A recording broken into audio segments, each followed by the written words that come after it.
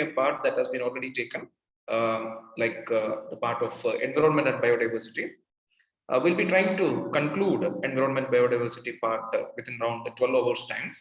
So I think that what we'll do today is I'll try to take you through how this environment biodiversity becomes a very important part, like when you start getting into your civil service preparation. And also our topic for the day would be one very important part of the environment biodiversity, which is the pollution and the different aspects of pollution. But we will not be taking that conventional aspects of pollution. Conventional, I mean here is we are not going through the pollution in the aspect in which we will be speaking about as the basic, what is water pollution or what is air pollution or what you call it as various kinds of pollution aspects, which may be something that you study in your schools and colleges during your school times or in the college years. So what we are going to do is that we are going to look into further deeper aspects. So we'll be looking into the metal pollution.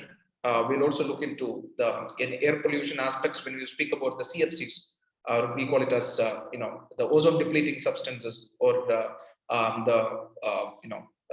greenhouse gases. So all these aspects will be taken up, and along with it I'll try to add on the things which are actually which would be very relevant for you people, especially when you're speaking about the global warming and issues of global warming. And these would be the things that we will be covering on. So I was just going through the syllabus aspects which have been already completed. I think we've been taken already some of the topics for you people.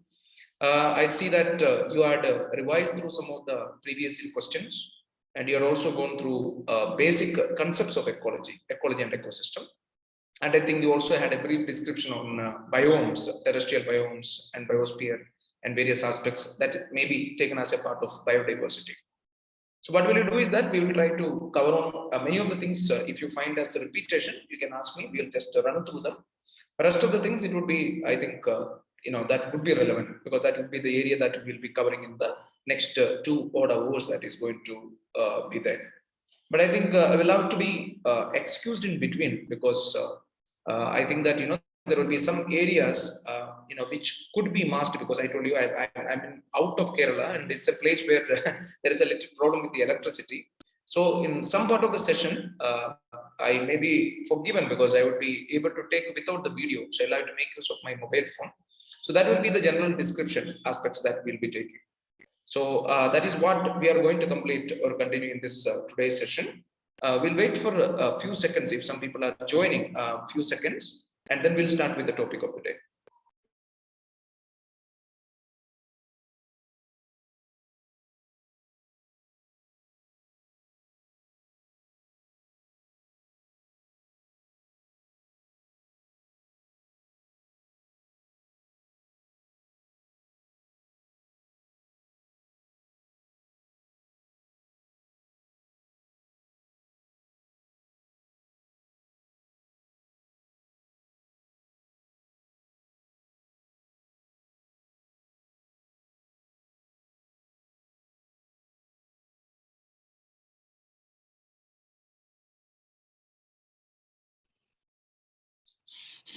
Yeah, so I think almost 74 people have joined, so we'll not be taking much of time. So hopefully my voice is okay, all of you.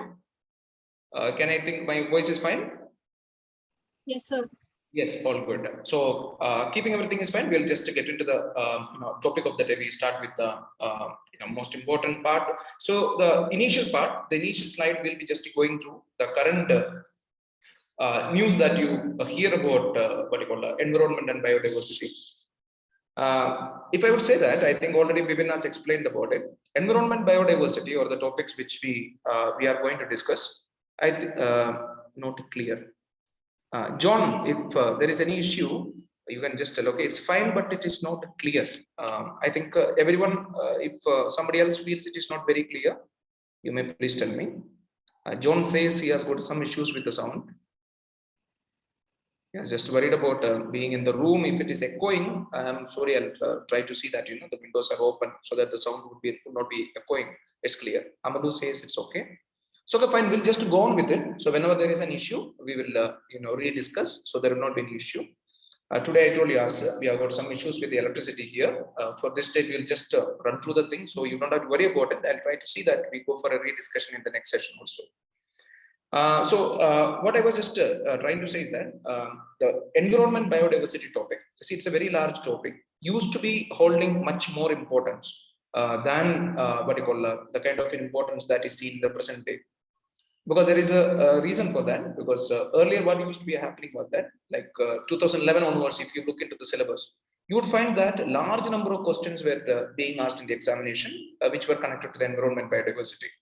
So this was between different. So when I was talking with your coordinator, Jupin, he was telling me that there is a lot of area that we may not be able to finish in the topic, whereas which is expected to you people are expected to go through them if we can get the materials, or if we can go through the things. If you are going through the current affairs aspects, you will be able to cover, such as institutions.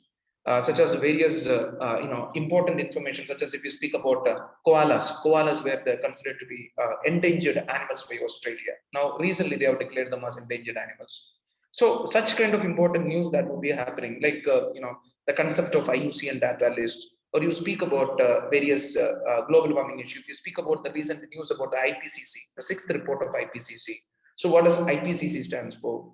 And further things that that would be connected to all those things. So these are the things that you are expected to go through when you read the newspaper, or when you have got opportunity to visit some of the sites which are genuine sites which are expected to come out with the proper information. So that is something that you are expected to do. So other than that, what I would be trying to guide you would be how the questions can be expected in the examination, and how you can actually prepare for it. And I told you, as far as we look at the question papers of the last 5 to 6 years, we may be able to see that the questions could be ranging from 6 to 10. You can expect a 6 to 10 questions, which will have some kind of a relevance with respect to what you call, if you speak about environment biodiversity. So keeping all these things in mind, I think that you should be giving a lot of importance for the environment biodiversity. So environment biodiversity can be divided into two areas, like if you speak about the static aspect and the dynamic aspect, as it in every various subject. So environment biodiversity, if you ask about the static aspect, would be you speak about the basic concept of environment, speak about the ecosystem, you speak about various aspects of concepts like wetlands, concepts like lakes, concepts like pollution, and then you come into biodiversity, concept like biomes. You speak about the IUCN, you speak about the various animals, you speak about biosphere reserves. Okay, all these kind of things would be the static aspects. And along with it, you can also take in the institutions, international institutions, which have got some kind of relevance with the biodiversity and biodiversity aspects. So that would be another area which is going to be very important. And the dynamic aspects could be you take on the current things which are actually being discussed. If you speak about the current things, current matters of discussion, they would be taken as the most important relevant things that you can be taking as the dynamic items. Such examples, if I would be telling about some of the examples, could be if you speak about there's a lot of discussion about Ganga, cleanliness of Ganga. There, whenever you speak about Ganga, there is also a lot of discussion about the Gangetic river dolphin. And when you speak about that thing, again, you'll have news that comes about it, various institutions formed for the protection of these animals, such as if you speak about the Gangetic river dolphin research center that is being actually formed in Bangkok. The most recent information. In the same way, if you look into various other aspects, for example, as I told you, when you speak about IUCN data list, that becomes the static aspect. And when you speak about the koala that is recently declared as an endangered animal, that becomes your dynamic aspects. So when you look at each and every topic, there are various aspects such as the static and the dynamic. So I want you to look into things like that. So that will be actually helping you people to pick up the things in the right way. So that that will be able to help you people to prepare the questions and prepare for the prelims questions. And also, if you speak about the GS paper 3, you can expect some kind of question. Maybe that is about environment, or could be biodiversity, or the global warming. So these kind of questions can be also expected as a subjective question in your GS paper 3, which contains you speak about science and technology, or economics, or you speak about the security organization. Along with it, environment would be also a part in having a question in the GS paper 3. So I want you to be thoroughly looking into these things. Many of the things we'll be discussing.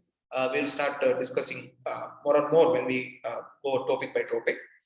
Here in the first slide, I have tried to cover it's just for information. You can keep that in your mind, and then further we'll be going into it. So it was about the World Air Quality Report that had actually, recently published. That had come about 9 out of 10 cities in the world which are highest polluted. They are in India. So that was the report's highlight actually. So 9 out of the 10 cities. Almost 46 out of the top 100 cities which are polluted in India. Just imagine 46 cities which are out of 100 cities. Out of 100 cities, 46 most polluted cities are found in India. And I think around 42 cities are actually found in China. And then rest of the cities, almost you will find them in Pakistan, Bangladesh, Malaysia, Indonesia, all these places you find the rest of the cities. So this may be a matter that you can actually keep in your mind, but still, India's position does not look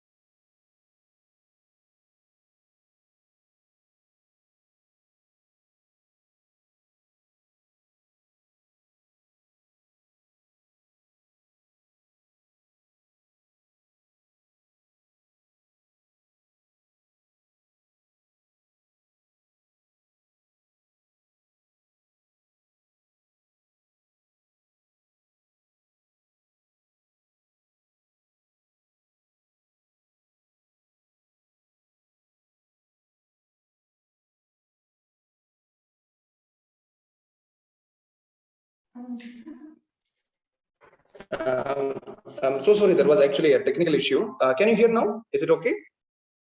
Sir. Yeah, is it okay? Can you hear? Yes. Yes, sir. I'm so sorry. As I told you, there was a bit of technical issue here. The place where I'm staying out of Kerala now. I'm in Bangalore. So I think there is a small issue that I told you, as I told you before, We'll settle down the issue, tomorrow, and we'll not have a problem tomorrow. So forgive me for the day.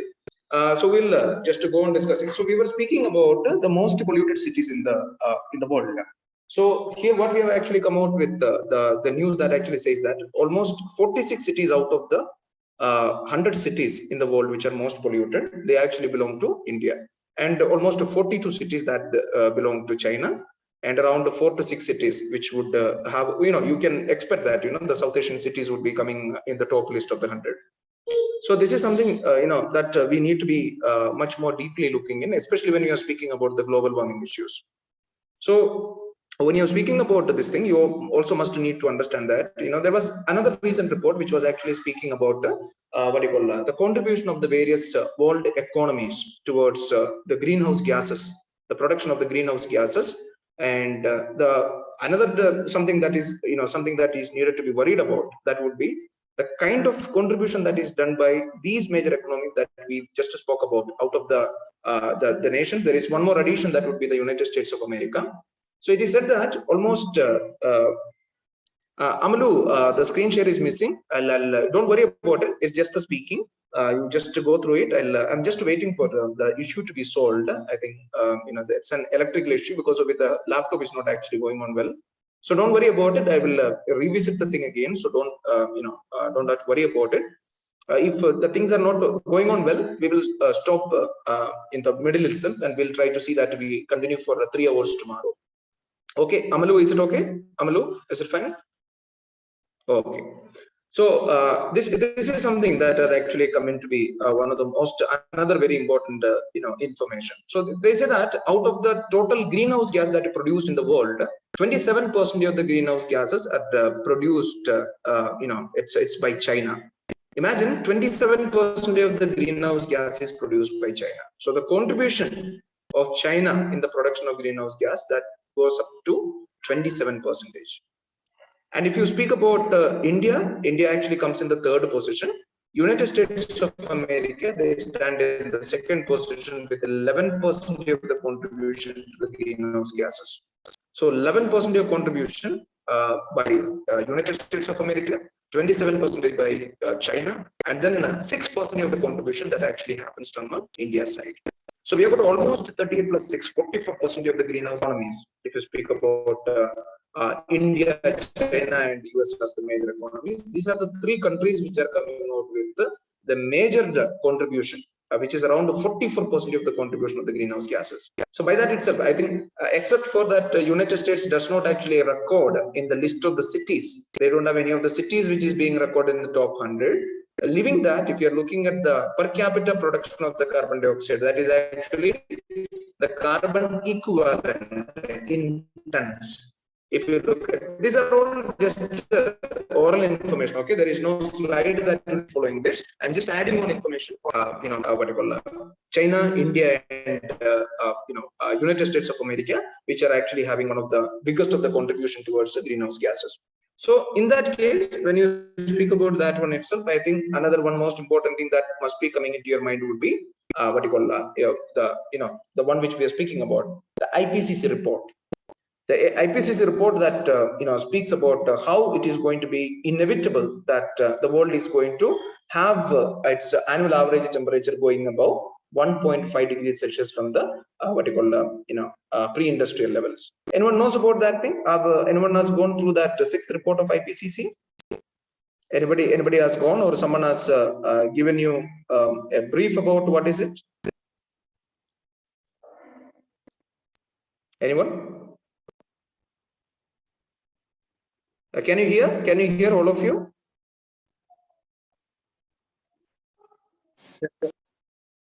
Yeah, someone had actually ever heard about this thing? Like when you speak about this thing, you speak about this IPCC report. How many have heard about it? How many have heard about it?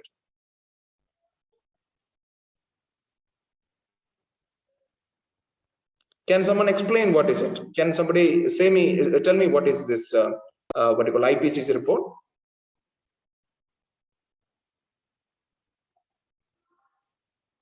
Nobody has heard about it. Okay, you know what is IPCC, isn't it? IPCC stands for the Intergovernmental Panel for Climate Change. So this IPCC, which is the Intergovernmental Panel for Climate Change, you need to be actually going through a little history of them also. So what do you call if you can go back into the history of it, you can see that from 1988 onwards, I think the first report that was published in the year 1990. Then they had regularly come out with report around in 2000, 1992. I think it came out with the first report. Then in you had another report that actually came in 1997. Then in 2005 and 2010, then 2015, which became one of the most important report. You might have heard about the fifth report of IPCC. So this fifth report of IPCC that actually says about how it is going to be, bad for the world if the temperature, annual average temperature goes above 1.5 degrees Celsius from the pre-industrial level. So this is understanding that thing. And when this particular report came in 2000, the most important summit that was conducted, it was actually conducted in the year 2015 in December. We call it as the 21st Conference of Parties, COP 21st. So the COP 21, it actually came out with the, it spoke about what are the different steps that every country can take in order to stop this kind of a disaster that will be affecting the whole world.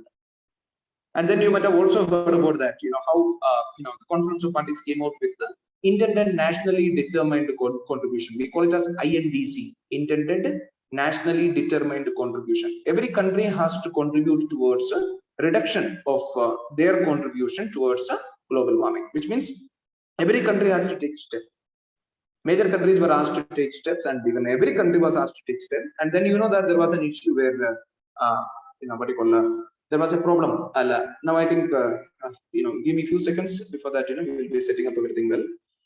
Then there was actually what happened was that after when this particular thing was happening, after this conference of parties that was taking place, there was this problem after Trump said that he was not very happy with the kind of treatment that was meted out to United States of America, because he was of the opinion that country like China, India, they all are developed countries, and unequal treatment of these countries, like US is treated as a developed country, so they are expected to do everything very quickly. China, India, and other countries, we call them as the developing country, who have been given a lot of time. They have been given a lot of freedom to decide upon when they can do these things. So it was not well liked by Trump. So he had actually withdrawn from the Paris Climate Pact. So I think most of you might have heard about the Paris Climate Pact and the significance of the Paris Climate Pact. And this is one of the most important instances if you are speaking about the climate change issues and the various kind of meetings which were actually happened under the aegis of UNFCCC, call it as the United Nations Framework Convention on Climate Change. So this was something, this is something that that was very important. I'll speak a little more about it. Give me a few seconds. Yeah. What actually happened was that when the IPCC report came in 2015, the fifth report, that actually spoke about how the countries can take steps in order to stop the annual average global temperature rising above 1.5 degrees Celsius from the pre-industrial level. So this was one of a very positive movement, which means that it actually aimed at the chances of stopping this kind of a disaster. So that was the idea behind the Conference of Parties of 2015, and the IPCC report was very positive. But the sixth report that recently came out, so if you speak about the sixth report of IPCC, and that actually went on to speak about the doom that is going to befall on the world altogether. So this report said that there is no choice that no country in no way will be able to prevent this kind of a disaster, because they say that there was a choice before, but now there is no choice, which means whatever you do, there's only one choice. You can go for a carbon neutral world. Carbon neutral world. What does it mean by carbon neutral world? A world that does not produce carbon. I wouldn't say about not producing carbon. It's about the carbon produced is equal to the carbon dioxide or carbon equivalent that is sequestrated from the atmosphere. എന്ന് പറഞ്ഞിട്ടുണ്ടെങ്കിൽ എത്ര carbon dioxide ആണോ produce ചെയ്യുന്നത് അത്രയും carbon dioxide sequestrate ആവുകയും ചെയ്യണം. So that is what we call it as a carbon neutral economy. Now all world is speaking about it. But it's always a very important question, and it's a very pertinent question for us to understand if it is possible, which means that we may not know, whether this thing can happen. And many countries have actually, we will be speaking about that one also. We'll be speaking about, how, various countries have, given their, promises, how they will be doing it, and how India has given our INDCs. All these things I'll try to speak to you in the slides that is going to come. So out of the discussion that we just had now, just to try to remember the few things which I just try to explain to you. First and the foremost thing is about I spoke to you about the dirty cities in the world, or we call it as the most polluted cities in the world. So Delhi being the first ranked one, which means the most polluted city in the in the world is Delhi. And then we have got 9 out of the 10 cities in the world coming in the list of the polluted cities in the world. And then out of the 100 cities, we have got 46 cities from India that is ranked in the top 100 cities which are actually polluted. And then you also need to understand, we spoke about the contribution, how the pollution, we are not speaking completely about, just the greenhouse gases alone. We are speaking about everything. Here, the pollution actually stands for the particulate matter. So here, the concept of particulate matter must be kept in your mind. So it is the particulate matter, one second. Particulate matter that is being discussed, or that is being taken to count, the aspects of pollution. Particulate matter, PM. I know what you people, you might have already understood about what is particulate matter. We will discuss that one also in the further slide. Don't worry about it. So just before starting the slide, just remember what I have told now. I think I have mixed up a lot of things. If you have been confused a little, don't worry. You can ask me once I stop. Since I did not have the slide, I just wanted to continue with what I had in my mind with respect to some of the recent issues that have been being discussed.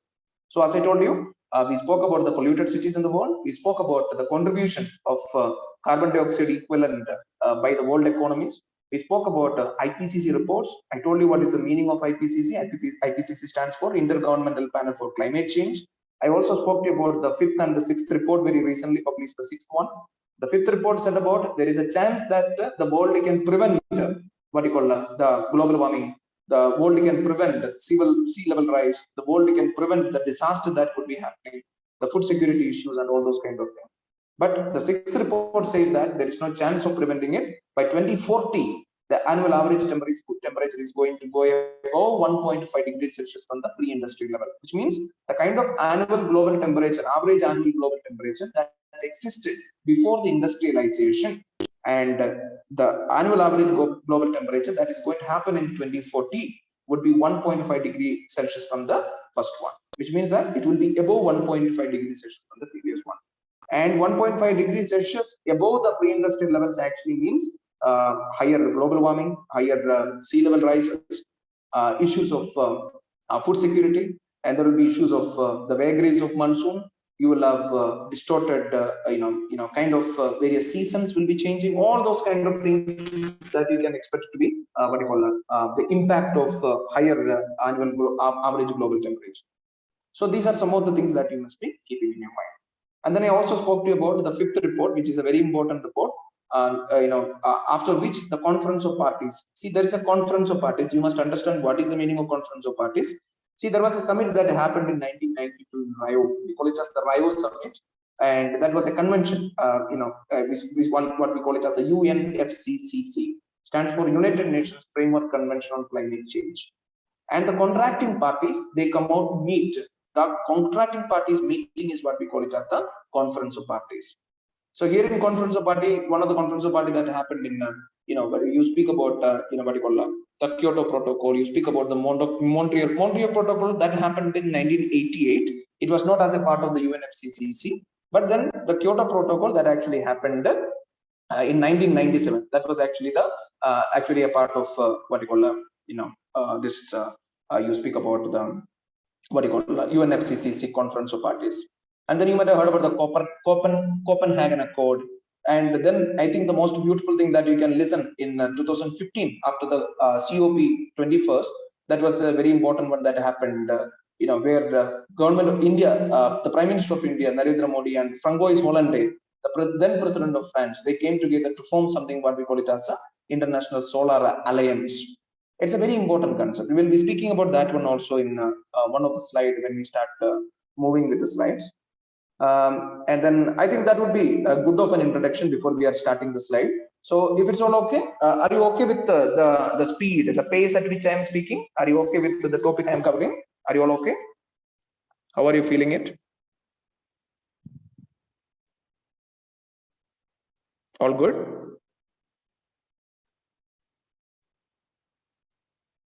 Yeah, there are some people messaging, chatting. 1 second, let me give. PPT boys are net issue on a like report stated that night. Climate change is caused by human intervention. Yes, you have a lot of messages. Are you all okay? Can you all hear me?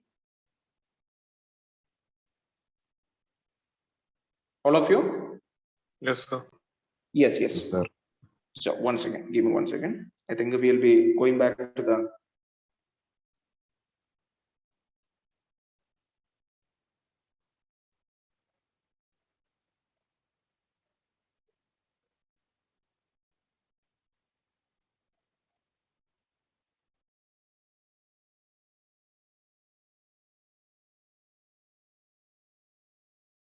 Yeah, so we are the, I think now it could be more clear.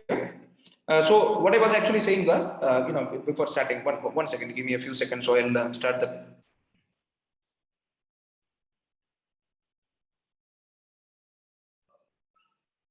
Yeah, I'll just share the PPT. I think I got it right.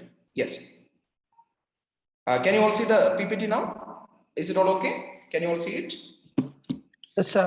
Okay, thank you very much. So sorry, thank you so much for your patience. At least you have been listening to me patiently without a PPT there. There was a small technical issue, as I told you. Now it's all fine. So we'll continue with the slides now. So that was what the first point that we discussed was the World Air Quality Report and highlights. Now before that, before entering into the next point we discussed, I covered a lot of points in the first point when we discussed.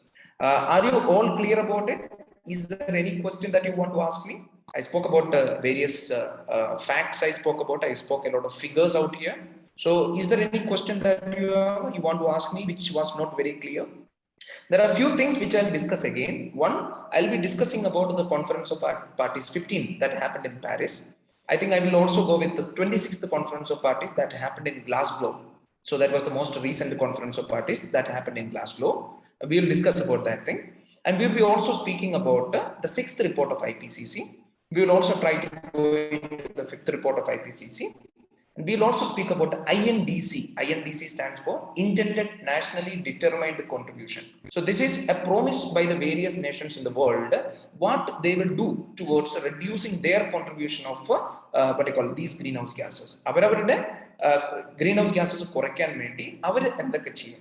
അപ്പോൾ ഞാൻ നിങ്ങളോട് പറഞ്ഞു മൂന്ന് മെത്തേഡാണ് ശരിക്കും അതിൻ്റെ ഉള്ളത്, which means when you speak about it, when you're speaking about the reduction of greenhouse gases, one, either you produce, because there is no choice, you can stay without producing greenhouse gases, or else the economy will not grow. It's very important for the economies that activities must happen which would have always this byproduct, the greenhouse gases. So that may be one of the things. So when you're producing it, you also should have a method of sequestrating it. Now, how do you sequestrate it?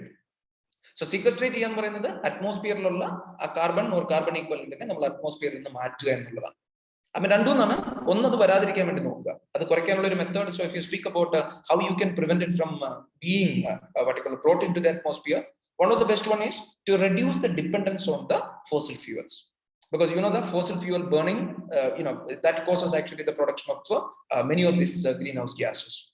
So when you speak about the fossil fuels, what you are actually looking at it is you are looking at the alternatives for the fossil fuel.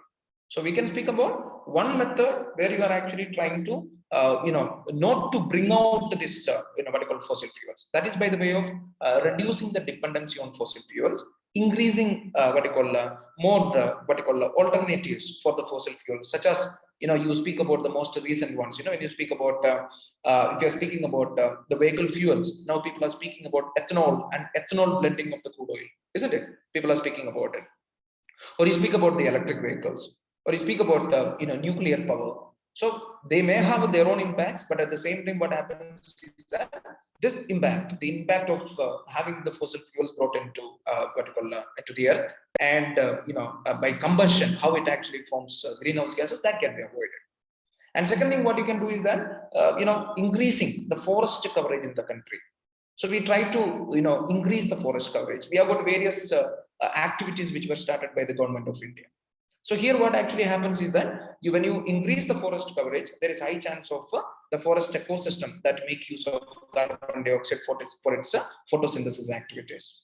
So when carbon dioxide can be sequestered, that's one way how the carbon dioxide can be sequestrated. It can be moved out of the open atmosphere. How it can be actually brought in into the forest ecosystem. But the most recent news, there was another news that goes against this idea. That was what they said, that the net carbon production in the Amazon forest was actually positive, which means that rather than the sequestration, the Amazon forest system, we call it as the Amazon rainforest, it produces more carbon dioxide than it sequestrates. That's a different story. You don't have to take by the word of it. The reason is very simple, because there is large amount of forest fires which is happening in Amazon rainforest. And due to the forest fire, what actually happens is that the greenhouse gases are actually being produced rather than being sequestrated by the these forest ecosystem. So that is a different story altogether. We don't have to look much into it. But generally, when you are speaking about it, that is what I'm telling. So when you are generally speaking about it, what actually happens is that the forest ecosystem helps in sequestrating the carbon dioxide from the atmosphere. So atmosphere will have a less amount of carbon dioxide, which means that the carbon dioxide from the atmosphere can be removed out of the atmosphere by having more amount of forest, increasing the forest coverage of the country. So in order to understand more about it, I think I can also ask people to study the Indian State of Forest Report. India State of Forest Report. It's a ISFR. It's a very beautiful report that comes out. And this report says about the increase in the forest coverage in the country. And you can actually study it. It can actually help you people to get very good information about how the forest coverage is increasing. I think now in India, almost 25 point something, it's around the 25.1% of area is under forest coverage. But I think the most recent report have been a little controversial when they spoke about more of the area under the forest coverage. And there have been a lot of questions about how tea plantations, rubber plantations, even the thin, agricultural fields have been also brought under the forest coverage. So let's not look into much of it. Let's only worry about why it is important to have more of a forest coverage. Why India is stressing on that. Why India is actually coming out with various programs. If you speak about National Afforestation Mission, compensatory afforestation program, or you speak about National Green India Mission or National Bamboo Mission. So these are all the various programs that the government is actually, pushing forward in order to create various kinds of forest. Because why I call the term various kinds of forest in the sense, you don't expect it to be a pure forest in the concept of forest itself. You can have agroforestry, agriculture with the forestry, social forestry. You can also have silvipastoral systems. All these kind of various systems which can be used for increasing the tree coverage. So I don't want to take the term as forest coverage. Let me take the term as the tree coverage. So increasing this one is one of the another very important method of sequestrating the carbon dioxide from the atmosphere. This is one thing that you must keep in your mind. Another one thing what I want to tell you about is it's about CB. When you speak about carbon sink എന്ന് പറയുന്നത് carbon zinc ആയിട്ടിരിക്കുന്നത് അല്ലെങ്കിൽ കാർബനെ contain ചെയ്യുന്നത് പറയുന്നത് നമുക്ക് 3 തരത്തിലുള്ള zinc ആണ്. ഒന്നെന്ന് പറയുന്നത് terrestrial carbon. So that could be in the form of fossil fuels and other kind of thing. And then the forest ecosystem that contains large amount of carbon. And third one എന്ന് പറയുന്നത് marine carbon. Marine carbon എന്ന് പറയുന്നത് സീയിലുള്ള carbon ആണ്. So what actually happens is that I think you can also keep in your mind like how the government, the world has actually tried. The world has actually tried in having some experiment by which they were trying to seed iron seeding എന്ന് പറയുന്നത് iron തരികൾ ഇരുമ്പ് തരികൾ വെള്ളത്തിന്റെ മുകളിൽ തളിച്ചുകൊണ്ട് അവരുടെ experiment നടത്തി. So this was actually for improving or increasing the growth of algae, green algae. So phytoplanktons അല്ലെങ്കിൽ green algae അതിന്റെ ഗ്രോത്തിനെ promote ചെയ്യാൻ വേണ്ടിയിട്ടുള്ള ഒരു എക്സ്പെരിമെന്റ് ആയിരുന്നു. So what actually happens is that if we can promote the growth of these algae or this phytoplankton, this would further go on to do the photosynthesis, taking in the carbon dioxide. And further what actually happen, it can be after the algae goes out of its life, it can slowly it is actually brought down onto the bottom of the ocean. So this was one of the another method they felt, or the what you call, scientists felt that could help in reducing the atmospheric carbon dioxide or carbon equivalent. So this was one of the method. I think it was also being, it has been done in Atlantic Ocean. There was an experiment that was done on this way. Otherwise, also let us look at that as a point where green algae, which would also be capable of removing the carbon dioxide from the atmosphere. There was also a side, or an impact of the same activity. They said that when this carbon dioxide is brought under the ocean, when it works with the ocean water, there is a chance that there is a production of carbonic acid. I think H2CO3. I don't ask me the chemical term of it. Carbonic acid, which was actually affecting the calcareous ആയിട്ടുള്ള ഇപ്പോൾ coral reef, അതുപോലെ തന്നെ shell ആയിട്ടുള്ള fishes, അങ്ങനെയുള്ളതിനെയൊക്കെ affect ചെയ്യുന്നതിനായിട്ടുള്ള അങ്ങനെ ചെയ്യാനുള്ള ചാൻസും കൂടുതലാണ്. So this is one thing that you must be keeping in your mind. So we have been, we only discussed the first topic. I think we have gone through a lot of points now. Am I repeating any of the things, or is it all being heard for the first time? Am I repeating any of the things?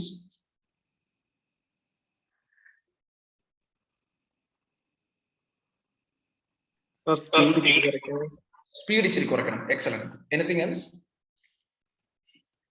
Anybody else? If you cannot speak, you can message, no problem. I'll reduce my speed a bit. I told you it's only one topic, so I just wanted to experiment with my speed. I think you people are okay. Now, is it okay? The way I speak, is it okay? All good. Yeah. So what actually happens is that we have been given a limited 12 hours of time, and I think I have got, can you please explain the scientific method? Okay, scientific method, John is asking. See, what they said is that it's actually iron seeding. Iron seed എന്ന് പറയുന്നത് ഇരുമ്പ് തരികൾ വെള്ളത്തിന്റെ മേലെ കൂടെ തളിക്കുകയാണ് എന്ന് പറഞ്ഞാൽ പൊടി ഇങ്ങനെ വെതറുകയാണ് ഹെലികോപ്റ്ററിൽ ഇരുമ്പ് തരികൾ.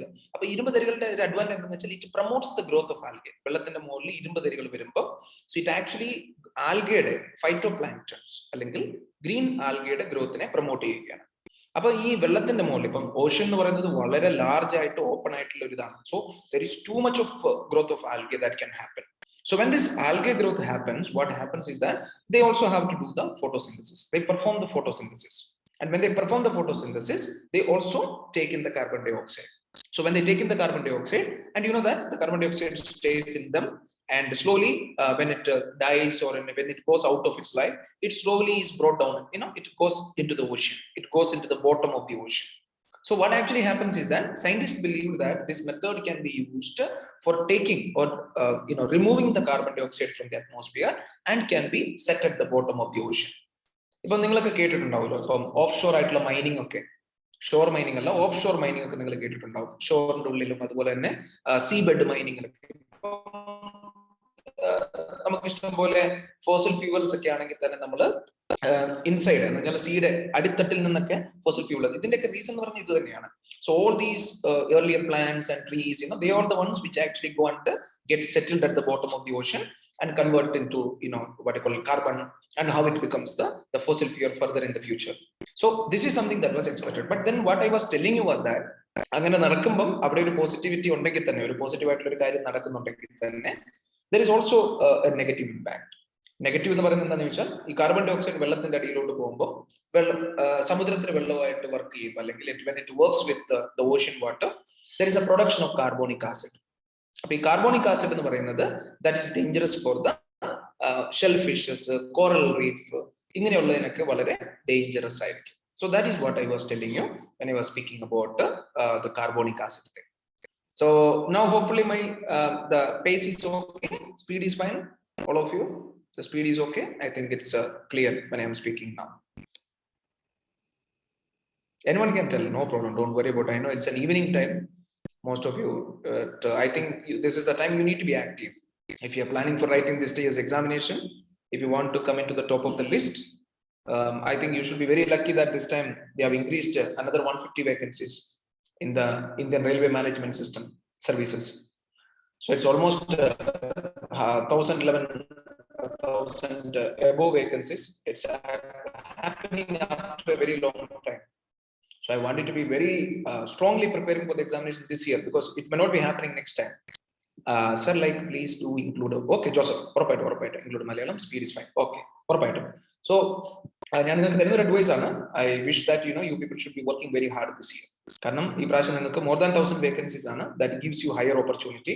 ഇത് കൂടുതൽ എപ്പോഴും നടക്കുന്ന ഒരു കാര്യമല്ല. So I want you people to go into very serious preparation for the examination.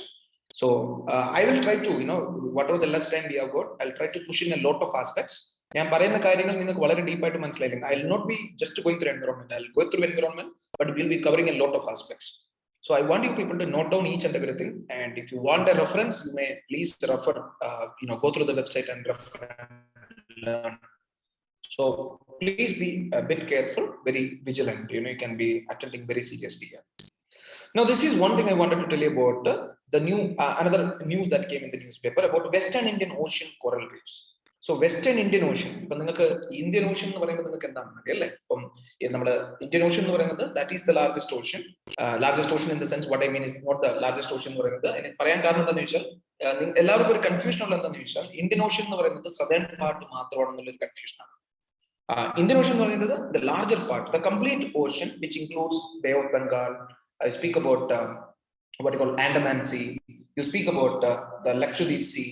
You speak about the what you call Arabian Sea. All these things. The Indian Ocean and Indian Ocean the Western Indian Ocean. So when you speak about the western part of the Indian Ocean, there the coral reefs. Coral reefs coral reefs sustain specific conditions. For example, shallow waters, agitated waters, clear water. Agitated water. And then there is what you call as you should have this one, what you call sunlight should be there. So that's tropical waters tropical waters reefs, coral reefs. So Western Indian Ocean coral reefs is actually getting destroyed. That is what that came in the newspaper. So what I was actually planning was, I was also trying to add the Great Barrier Reef. I think you might have recently seen in the newspaper how the UNESCO was trying to list Great Barrier Reef under the list of heritage sites under threat. Under threat, under danger. So list of heritage sites under threat, under danger, list include plan Great Barrier Reef. I don't know how many people have seen that thing. So here we are speaking about only the Western Indian Ocean coral reef. That is Western Indian Ocean coral reef. Global warming impact. So as the global warming is happening, or as the sea temperature is rising, the coral reef is also getting destroyed. That is what is being that's being explained. And coral reef is actually the calcareous deposit that slowly form as a reef. And on the top of the reef there is zooxanthellae, the what you call algae zooxanthellae, which is actually giving colors to the coral reef. Now, coral reef in the destruction death of zooxanthellae. And when the zooxanthellae is dead, when it is removed from this thing, the color is lost. And then what happens is that the coral reef loses its color and it becomes plain white. Usually coral reef are white. The zooxanthellae which is living on them, that is giving them the colors. Zooxanthellae does the photosynthesis. It gets a shelter. That is what the coral reefs give them. It gives them the shelters. So when the sea level, sea temperature is rising, there is a chance of the destruction of the coral reefs. The zooxanthellae dies and the coral reefs gets destroyed. And you know that there are a lot of concepts about it, because hotter the water, the oxygen content would be, or the dissolved oxygen could be less. The biochemical oxygen demand will be higher. Have you heard about the dissolved oxygen, concept of dissolved oxygen, biochemical oxygen demand? ഇതിനെ കുറിച്ച് കേട്ടിട്ടുണ്ടോ? എല്ലാവരും കേട്ടിട്ടുണ്ടല്ലോ അല്ലേ? എല്ലാവർക്കും അറിയാലോ എന്താണെന്നുള്ളത്? All of you?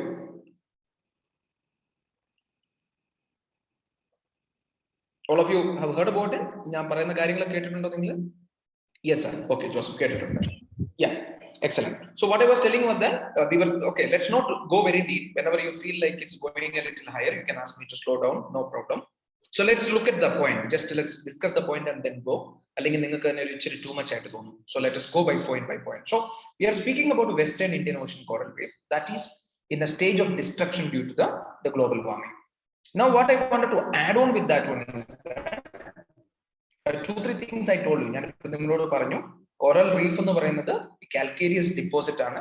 അത് deposit ആയി. So what actually happens is that it gets the deposit grows and grows and it grows like a reef, and on which when zoos on the lake, the algae, it comes and settles down. It actually becomes what we call as the various colors that is actually seen in the reefs.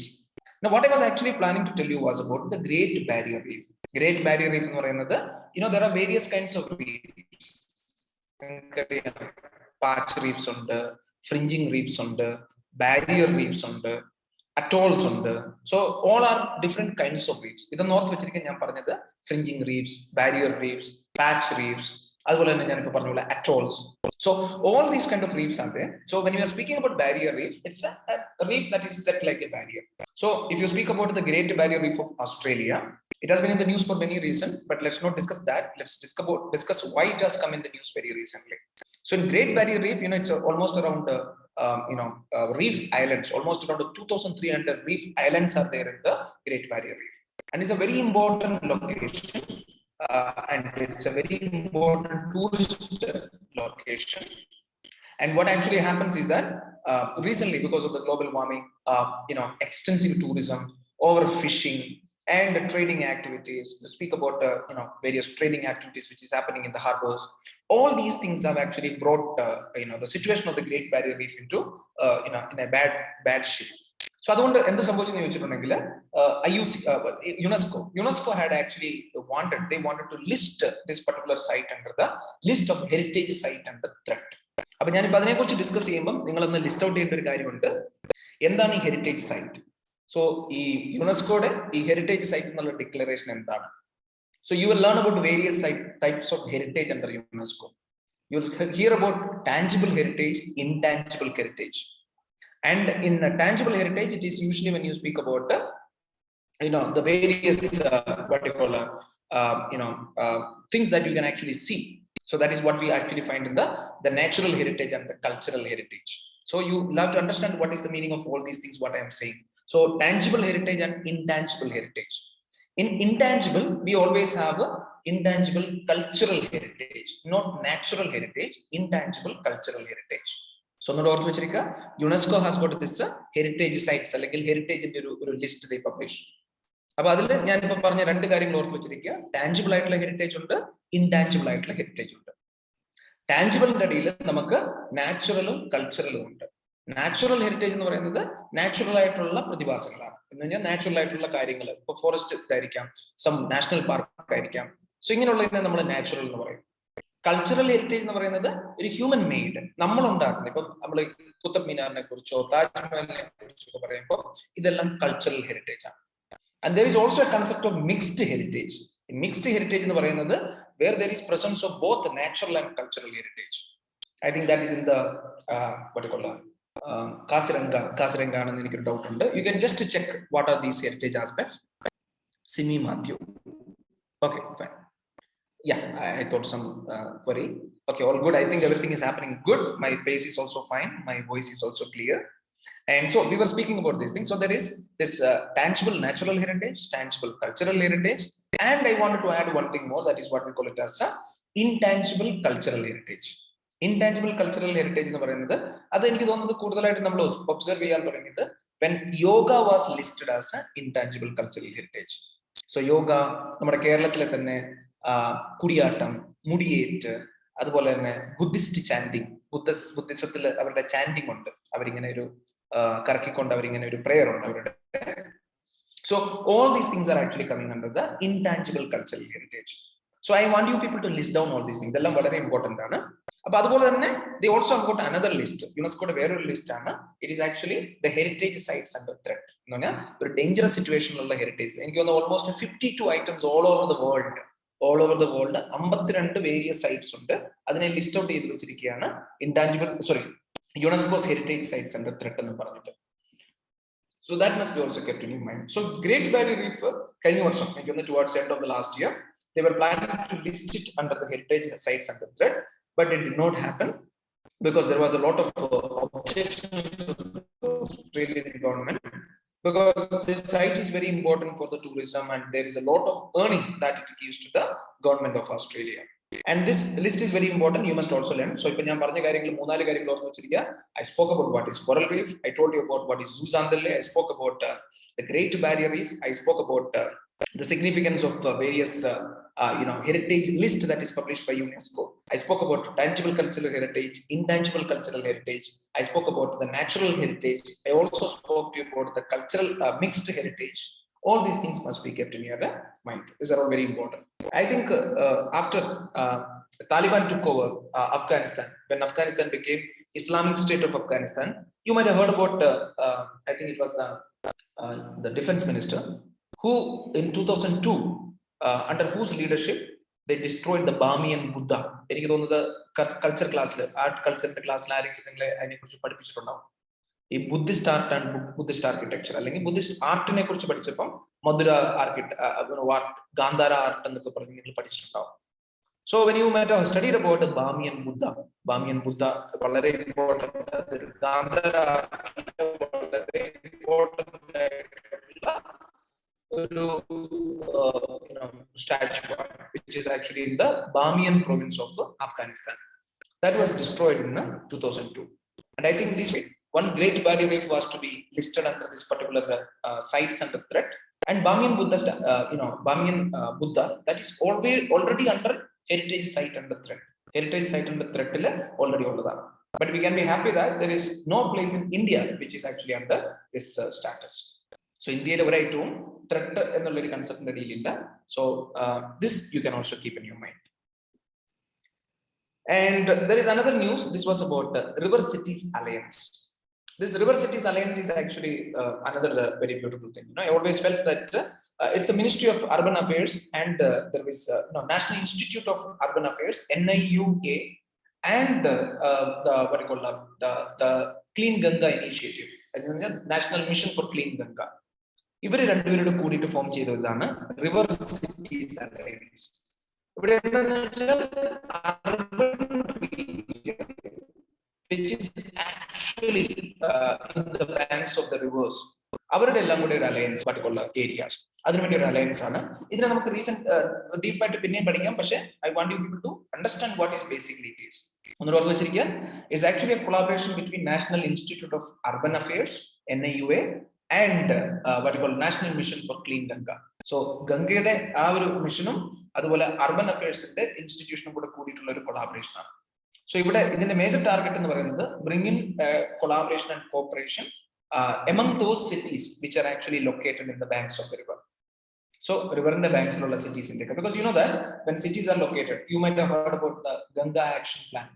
നമ്മൾ ഗംഗയെ clean ചെയ്യാൻ വേണ്ടി, നമ്മുടെ മണിച്ചിത്രത്താഴിലെ ഗംഗയിലല്ല, ഇവിടെ Ganga റിവറിനെ clean ചെയ്യാൻ വേണ്ടിയിട്ട് നമ്മൾ ആദ്യം തുടങ്ങിയത് 1986 തുടങ്ങിയ ഒരു പ്രോഗ്രാം ഉണ്ട്, Ganga action plan 1. So they were actually targeting all those cities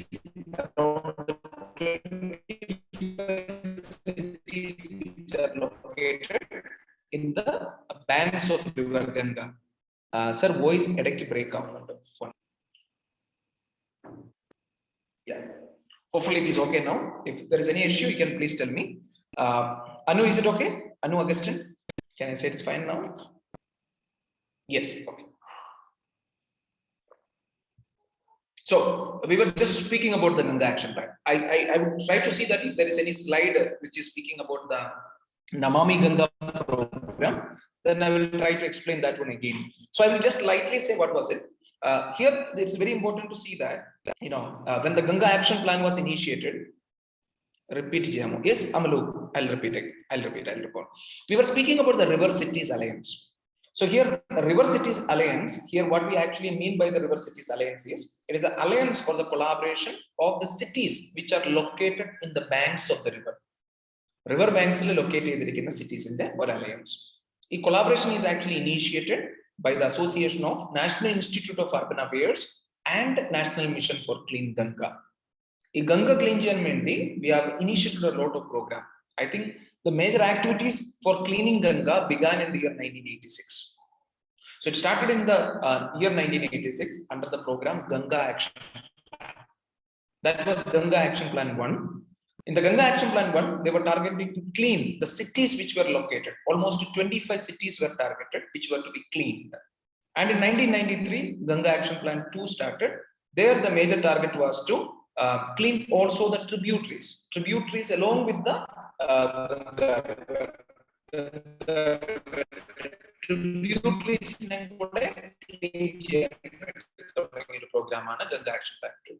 And then what happened was that it was formed in the year 2009.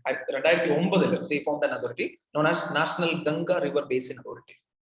National Ganga River Basin Authority. ആ ഒരു സമയത്താണ് നമ്മൾ ഗംഗയുടെ ആ ഒരു ക്ലെൻലിനെസ് അല്ലെങ്കിൽ ക്ലീനിങ് ഗംഗയ്ക്ക് ഒരു പ്രയോറിറ്റി കൊടുത്തുകൊണ്ട് we declared the Gangetic River dolphin as the national aquatic animal. 2009 നമ്മൾ അതിനെ ഡിക്ലെയർ ചെയ്യുന്നത്. സോ അതിന്റെ മേജർ ടാർഗറ്റ് എന്ന് പറയുന്നത് തന്നെയാണ് we were highlighting the importance of River Ganga. We were trying to highlight the importance of a clean Ganga, because you know that Ganga River becomes an identity. It's an identity for a country like ours, because it has got the religious significance, and also you know that the river is known around the world for its the length of its flow, or if you speak about the kind of importance that we associate, all those things becomes very important. So Ganga cleaning was being given that kind of a significance. So national aquatic animal was declared. This Gangetic River dolphin was declared as national aquatic animal in 2009. And the significance of declaring it, you must be keeping in your mind. It was to highlight the importance of a clean Ganga. Because there are many reasons for that thing. Because we say that when there are more number of dolphins, river dolphins in the Gangetic River, they believe that the water is more pure. You can call it as an indicative species, a species that indicates the quality of the ecosystem where it is living. I'll take a topic on that one also. The flagship species, indicative species. We have not covered that thing. So we'll be just going. Am I repeating anything, all of you? Am I going? Is it all fresh for you people, or is it a repetition? All of you.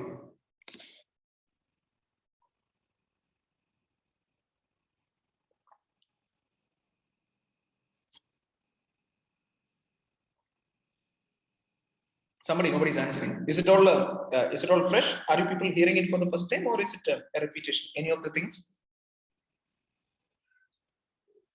A fresh topics, and okay, then it's okay, no problem, because I don't want you to repeat, because we have got a very limited time, so I don't want you to just have items being repeated again. So that's the reason I'm asking it. Okay, so that is something that you must be keeping in your mind. And then I thought that there is another topic that I have taken is wetlands. Why? Because February 2nd, that is celebrated as Wetlands Day. I think Bipin sir might have completed for you the basic definition for what is wetlands. You might have heard about it, what is wetlands. And you know how the Ramsar Convention happened in 1971 in the city of Ramsar in Iran. And that happened on 2nd of February in 1971. That is the reason we celebrate the 2nd of February as the Wetlands Day, National Wetlands Day. No, international, okay, sorry, it's not national, it's International Wetlands Day that is celebrated on the 2nd of February. When you speak about wetlands, it's very important for you people to understand, because the kind of contribution that a wetland does for the environment and for the society, that is much more than what you have actually seen. If you speak about the various floods which have been recently happening in different parts of our country, mainly the repeated floods that you can see happening in Chennai. Chennai flood in the basic reason loss of wetlands. So they have cleared and cleaned up the wetlands for the construction purposes.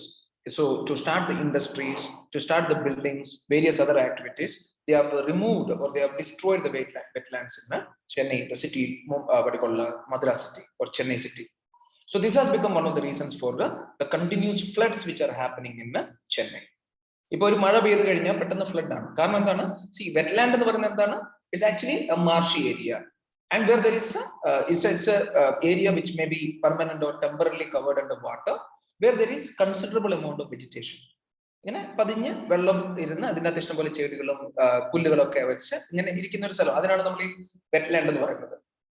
Temporary wetland, permanent wetland. Paddy field in the പാടങ്ങളൊക്കെ അതെല്ലാം wetlands ആണ്. അതിനെല്ലാം നമ്മൾ temporary wetland എന്നാണ് പറയുന്നത്. കുളങ്ങൾ wetlands ആണ്. പക്ഷേ 70% of the wetlands in the country എന്ന് പറയുന്നത് പാഡി ഫീൽഡ്സ് ആണ്. എന്ന് പറഞ്ഞാൽ നമ്മുടെ അഗ്രികൾച്ചറൽ ചെയ്യുന്ന സ്ഥലങ്ങളെയാണ് ഈ വെറ്റ്ലാൻഡ്സ് ആയിട്ട് കൂടുതലായിട്ട് കൗണ്ട് ചെയ്യുന്നത്. റെസ്റ്റ് 30% ആണ് നമ്മൾ ഈ കാണുന്ന പ്യൂർ ആയിട്ട് പറയാൻ പറ്റുന്ന കുറെ പെർമനന്റ് ആയിട്ടുള്ള wetlands. So these wetlands, advantage in the it has got that the ability to absorb water if there is surplus water, and to discharge water if there is a non-availability of water, if there is a deficit of water. വെള്ളം കൂടുതലുള്ളപ്പം അതിനെ absorb ചെയ്യാനും വെള്ളം കുറവുള്ളപ്പം ആ ഏരിയയിൽ water discharge ചെയ്യാനും വെള്ളം അങ്ങോട്ട് പുറത്തു വിടാനും ഒരു സ്പോഞ്ച് പോലെ കഴിവുള്ള ഒരു ഏരിയയാണ് ഈ വെറ്റ്ലാൻഡ്സ് എന്ന് പറയുന്നത്. സോ അതുകൊണ്ട് തന്നെയാണ് ഇപ്പൊ ഒരു സിറ്റിയിലൊക്കെ വെള്ളം ഒരു വെറ്റ്ലാൻഡ്സ് ഉണ്ടെങ്കിൽ അതിന്റെ ഒരു അഡ്വാൻറ്റേജ് എന്ന് പറയുന്നത് it would be capable of absorbing in all amount of the surplus amount of water. So that would be helping these wetlands to prevent a disaster. So oncoming disaster can be prevented by way of this. So that is why wetlands have been given a lot of importance if you are speaking about the what you call the present day our country. We have got a national what you call wetlands conservation authority formed in the year 1986. And if you speak about internationally, we have got Ramsar Convention.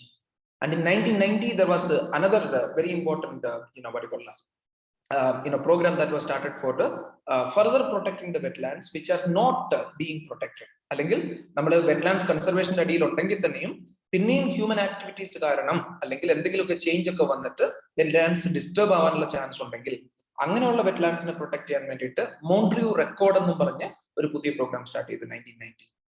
മോൺട്രിയൂ record. ഇന്ത്യയിൽ തന്നെ നമുക്ക് 3 lakes അതിന്റെ അടിയിൽ ഉണ്ടായിരുന്നു. കിലോദിയോ ലേക്ക്, അതുപോലെ തന്നെ ചിൽക്ക ലേക്ക്, അതുപോലെ തന്നെ ലോക് ടാക് ലേക്ക്. ഇങ്ങനെ 3 ലേക്സ് അതിന്റെ അടിയിൽ ഉണ്ടായിരുന്നു. So all these things must be kept. See we are speaking only one point. എനിക്ക് തോന്നുന്നത് ഇതും ബിപിൻ സാർ കവർ ചെയ്ത് വെറ്റ്ലാൻഡ്സ് കവർ ചെയ്തായിരുന്നോ? ബിപിൻ സാർ കവർ ചെയ്തായിരുന്നു അത് വെറ്റ്ലാൻഡ്സ്? വെറ്റ്ലാൻഡ്സ് ഐ തിങ്ക് എന്താണ്? One second.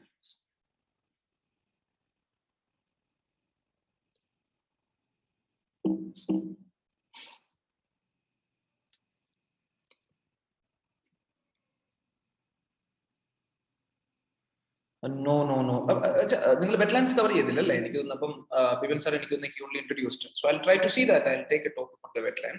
I thought that the basic ecology he had actually gone through the wetlands also. Fine, no problem. Okay, don't worry about it. I'll just try to see that. So what the areas that you are not covered, I'll try to cover that thing also. So don't worry about it. Okay, fine. So then let's not just lightly go through it. Let us seriously go through that the wetlands also. So I'll take that topic also. I just wanted to go in what are the areas that you have covered. Okay, fine. So wetlands, you just need to understand what I told. This is a very important one. The importance of wetlands I already told you.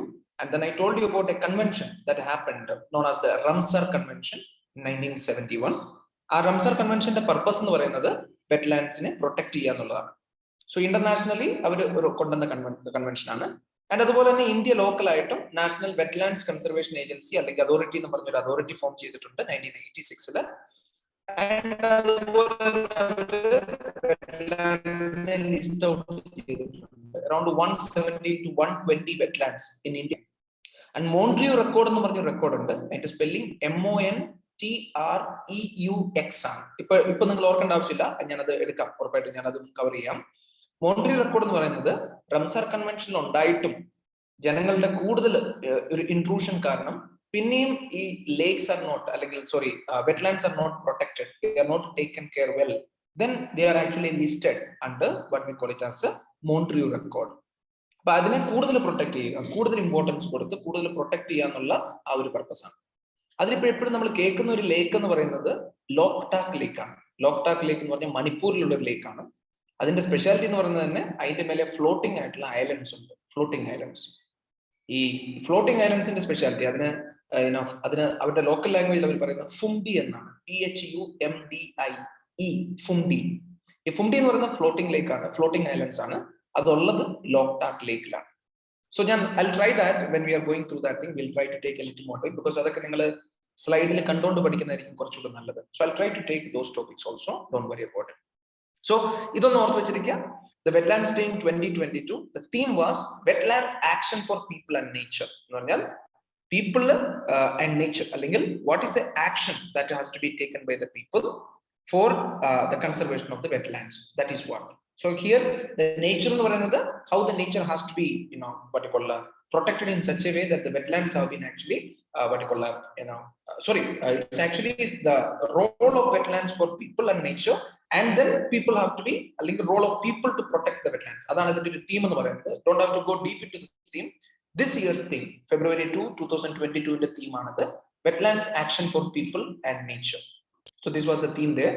So you don't have to, I don't know how you want to define that thing. You can speak it about what the role of wetlands, how it supports the people and the nature, and at the same time how reversely people, how they need to protect the wetlands. So these things would be covered in that. അവിടെ കൂടുതലൊന്നും discuss ചെയ്യാനൊന്നുമില്ല.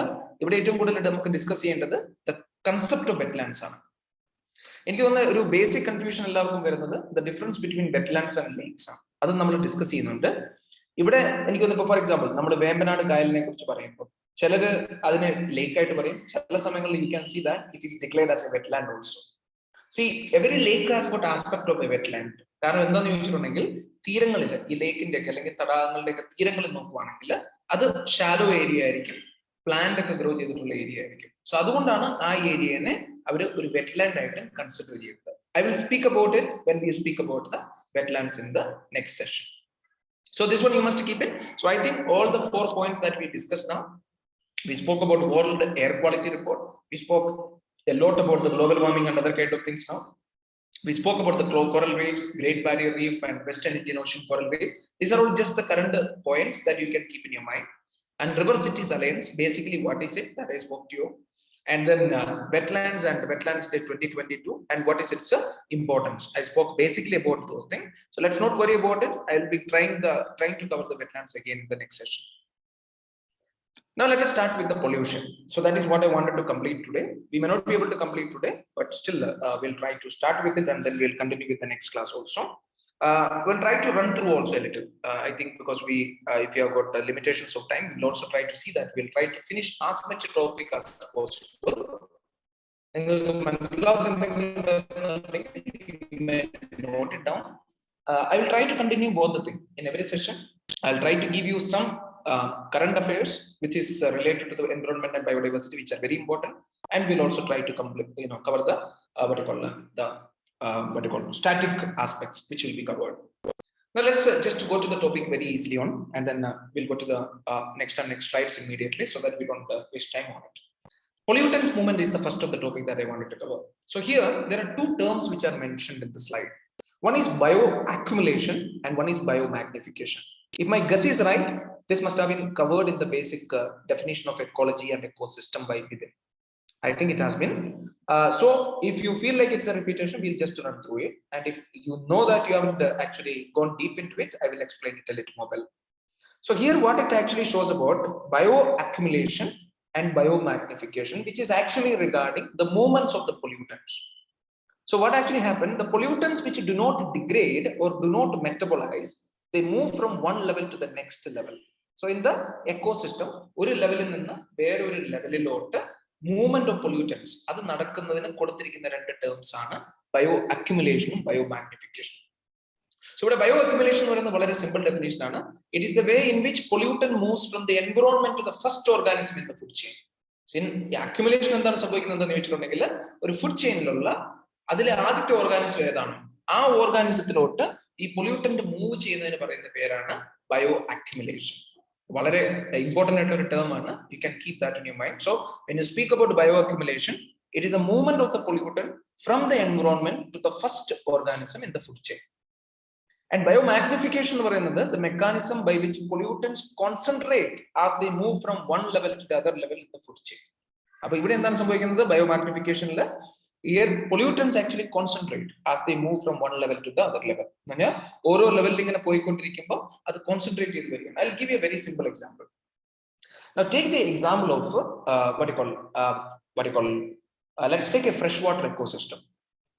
You know that if you speak about ecosystem, the basic division of ecosystem, നിങ്ങൾക്ക് അതിനെ കുറിച്ച് അറിയായിരിക്കും എന്ന് എനിക്കറിയാം, because it has discussed in the basic environment session. When you speak about, you have got a terrestrial ecosystem, and when you speak about it, you also has got if you speak about ecosystem, when you can speak about it as a terrestrial ecosystem, then there is an aquatic ecosystem. That is what we generally speak about. ഈ terrestrial തന്നെയാണ് forest ecosystem ഒക്കെ വരുന്നത് terrestrial ആയിട്ടുള്ള ecosystem ആണ്. രണ്ടാമത്തെന്ന് പറയുമ്പോൾ നമ്മളെപ്പോഴും സംസാരിക്കുന്നത് നമ്മൾ പറയുന്ന എപ്പോഴും ഒരു അക്വാറ്റിക് എക്കോസിസ്റ്റമാണ്. അപ്പൊ ഈ അക്വാറ്റിക് എക്കോസിസ്റ്റത്തിൽ തന്നെ നമുക്ക് പിന്നെയും അതിനൊരു സെപ്പറേഷൻസ് ഉണ്ട്. You can speak about it as a fresh water ecosystem, you can also call it as a marine ecosystem അല്ലെ. ഫ്രഷ് വാട്ടർ എക്കോസിസ്റ്റം ഉണ്ട്, മറൈൻ എക്കോസിസ്റ്റം ഉണ്ട്. അപ്പൊ ഈ ഫ്രഷ് വാട്ടർ എക്കോസിസ്റ്റം എന്ന് പറയുമ്പോൾ you know that there is again two kinds. You call it as the lentic ecosystem and the lotic ecosystem. Lentic എന്ന് പറയുമ്പോൾ it's the stable one. I think there is again a confusion. And lotic ecosystem എന്ന് പറയുന്നത് the floating water ecosystem. And then when you speak about marine ecosystem, there is again a brackish water ecosystem, and then there is also a salt water ecosystem or the pure marine ecosystem. ഈ brackish water എന്ന് പറഞ്ഞാൽ നമ്മൾ ഈ പറയുന്ന back waters ഒക്കെ നമ്മൾ brackish water ആണ്. brackish water എന്നൊക്കെ പറയുമ്പോൾ എന്താണെന്ന് വെച്ചാൽ it is based on the content of salt ആണ്. വെള്ളത്തിൽ സോൾട്ട് എത്ര കണ്ടന്റ് ഉണ്ട് അതിനെ ബേസ് ചെയ്തിട്ടാണ് വാട്ടറിനെ നമ്മൾ ഇങ്ങനെ ക്ലാസിഫൈ ചെയ്യുന്നത്. For example, less than 5 parts per ton, which is 5 parts per ton. If it is less than 5 parts per ton salt content in the liter of water, ഒരു litre വെള്ളത്തിൽ അതിന്റെ salt content 5 partsനേക്കാളും കുറവാണെങ്കിൽ you call it as a fresh water. And 5 to 35 parts per ton, 5 മുതൽ 35 വരെ ആണെന്നെങ്കിൽ അല്ലെങ്കിൽ 5 to 35 ppt ആണ് salt content എങ്കിൽ നമ്മൾ അതിനെ ബ്രാക്കിഷ് വാട്ടർ പറയും. Above 35 ppt parts per ton in a liter of water salt content ആണെങ്കിൽ we call it as a salt water. അപ്പം ഇപ്പം നമ്മളിപ്പോൾ പറയുകയാണെങ്കിൽ ഇപ്പോൾ ഡെഡ് സീയും റെഡ് സീ എന്നൊക്കെ പറയുന്നത് ദ കണ്ടന്റ് ഓഫ് സോൾട്ട് എന്ന് പറയുന്നത് അറൌണ്ട് ഡെഡ് സീ എനിക്ക് തോന്നുന്നത് 220 ആണ്. Even though we call Dead Sea is the saltest water, അതല്ല, റെഡ് സീ ആണ് സോൾട്ടിയസ്റ്റ് എന്നുള്ളതാണ്. Around 335 parts per ton of salt ആണ് റെഡ് സീയിലുള്ളത്, which means the saltiest water could be. You can just check through that thing. These are all general information that you can keep in your mind. So am I just going on or are you all okay? എല്ലാവരും കേൾക്കുന്നുണ്ടല്ലേ correct ആയിട്ട്? Are you all okay?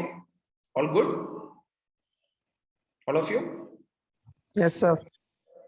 Am I going too much? Too much I പോകുന്നുണ്ടോ അല്ലെങ്കിൽ points, are you feeling it is too much? Anywhere if you are feeling too much, please tell me. Anything if there.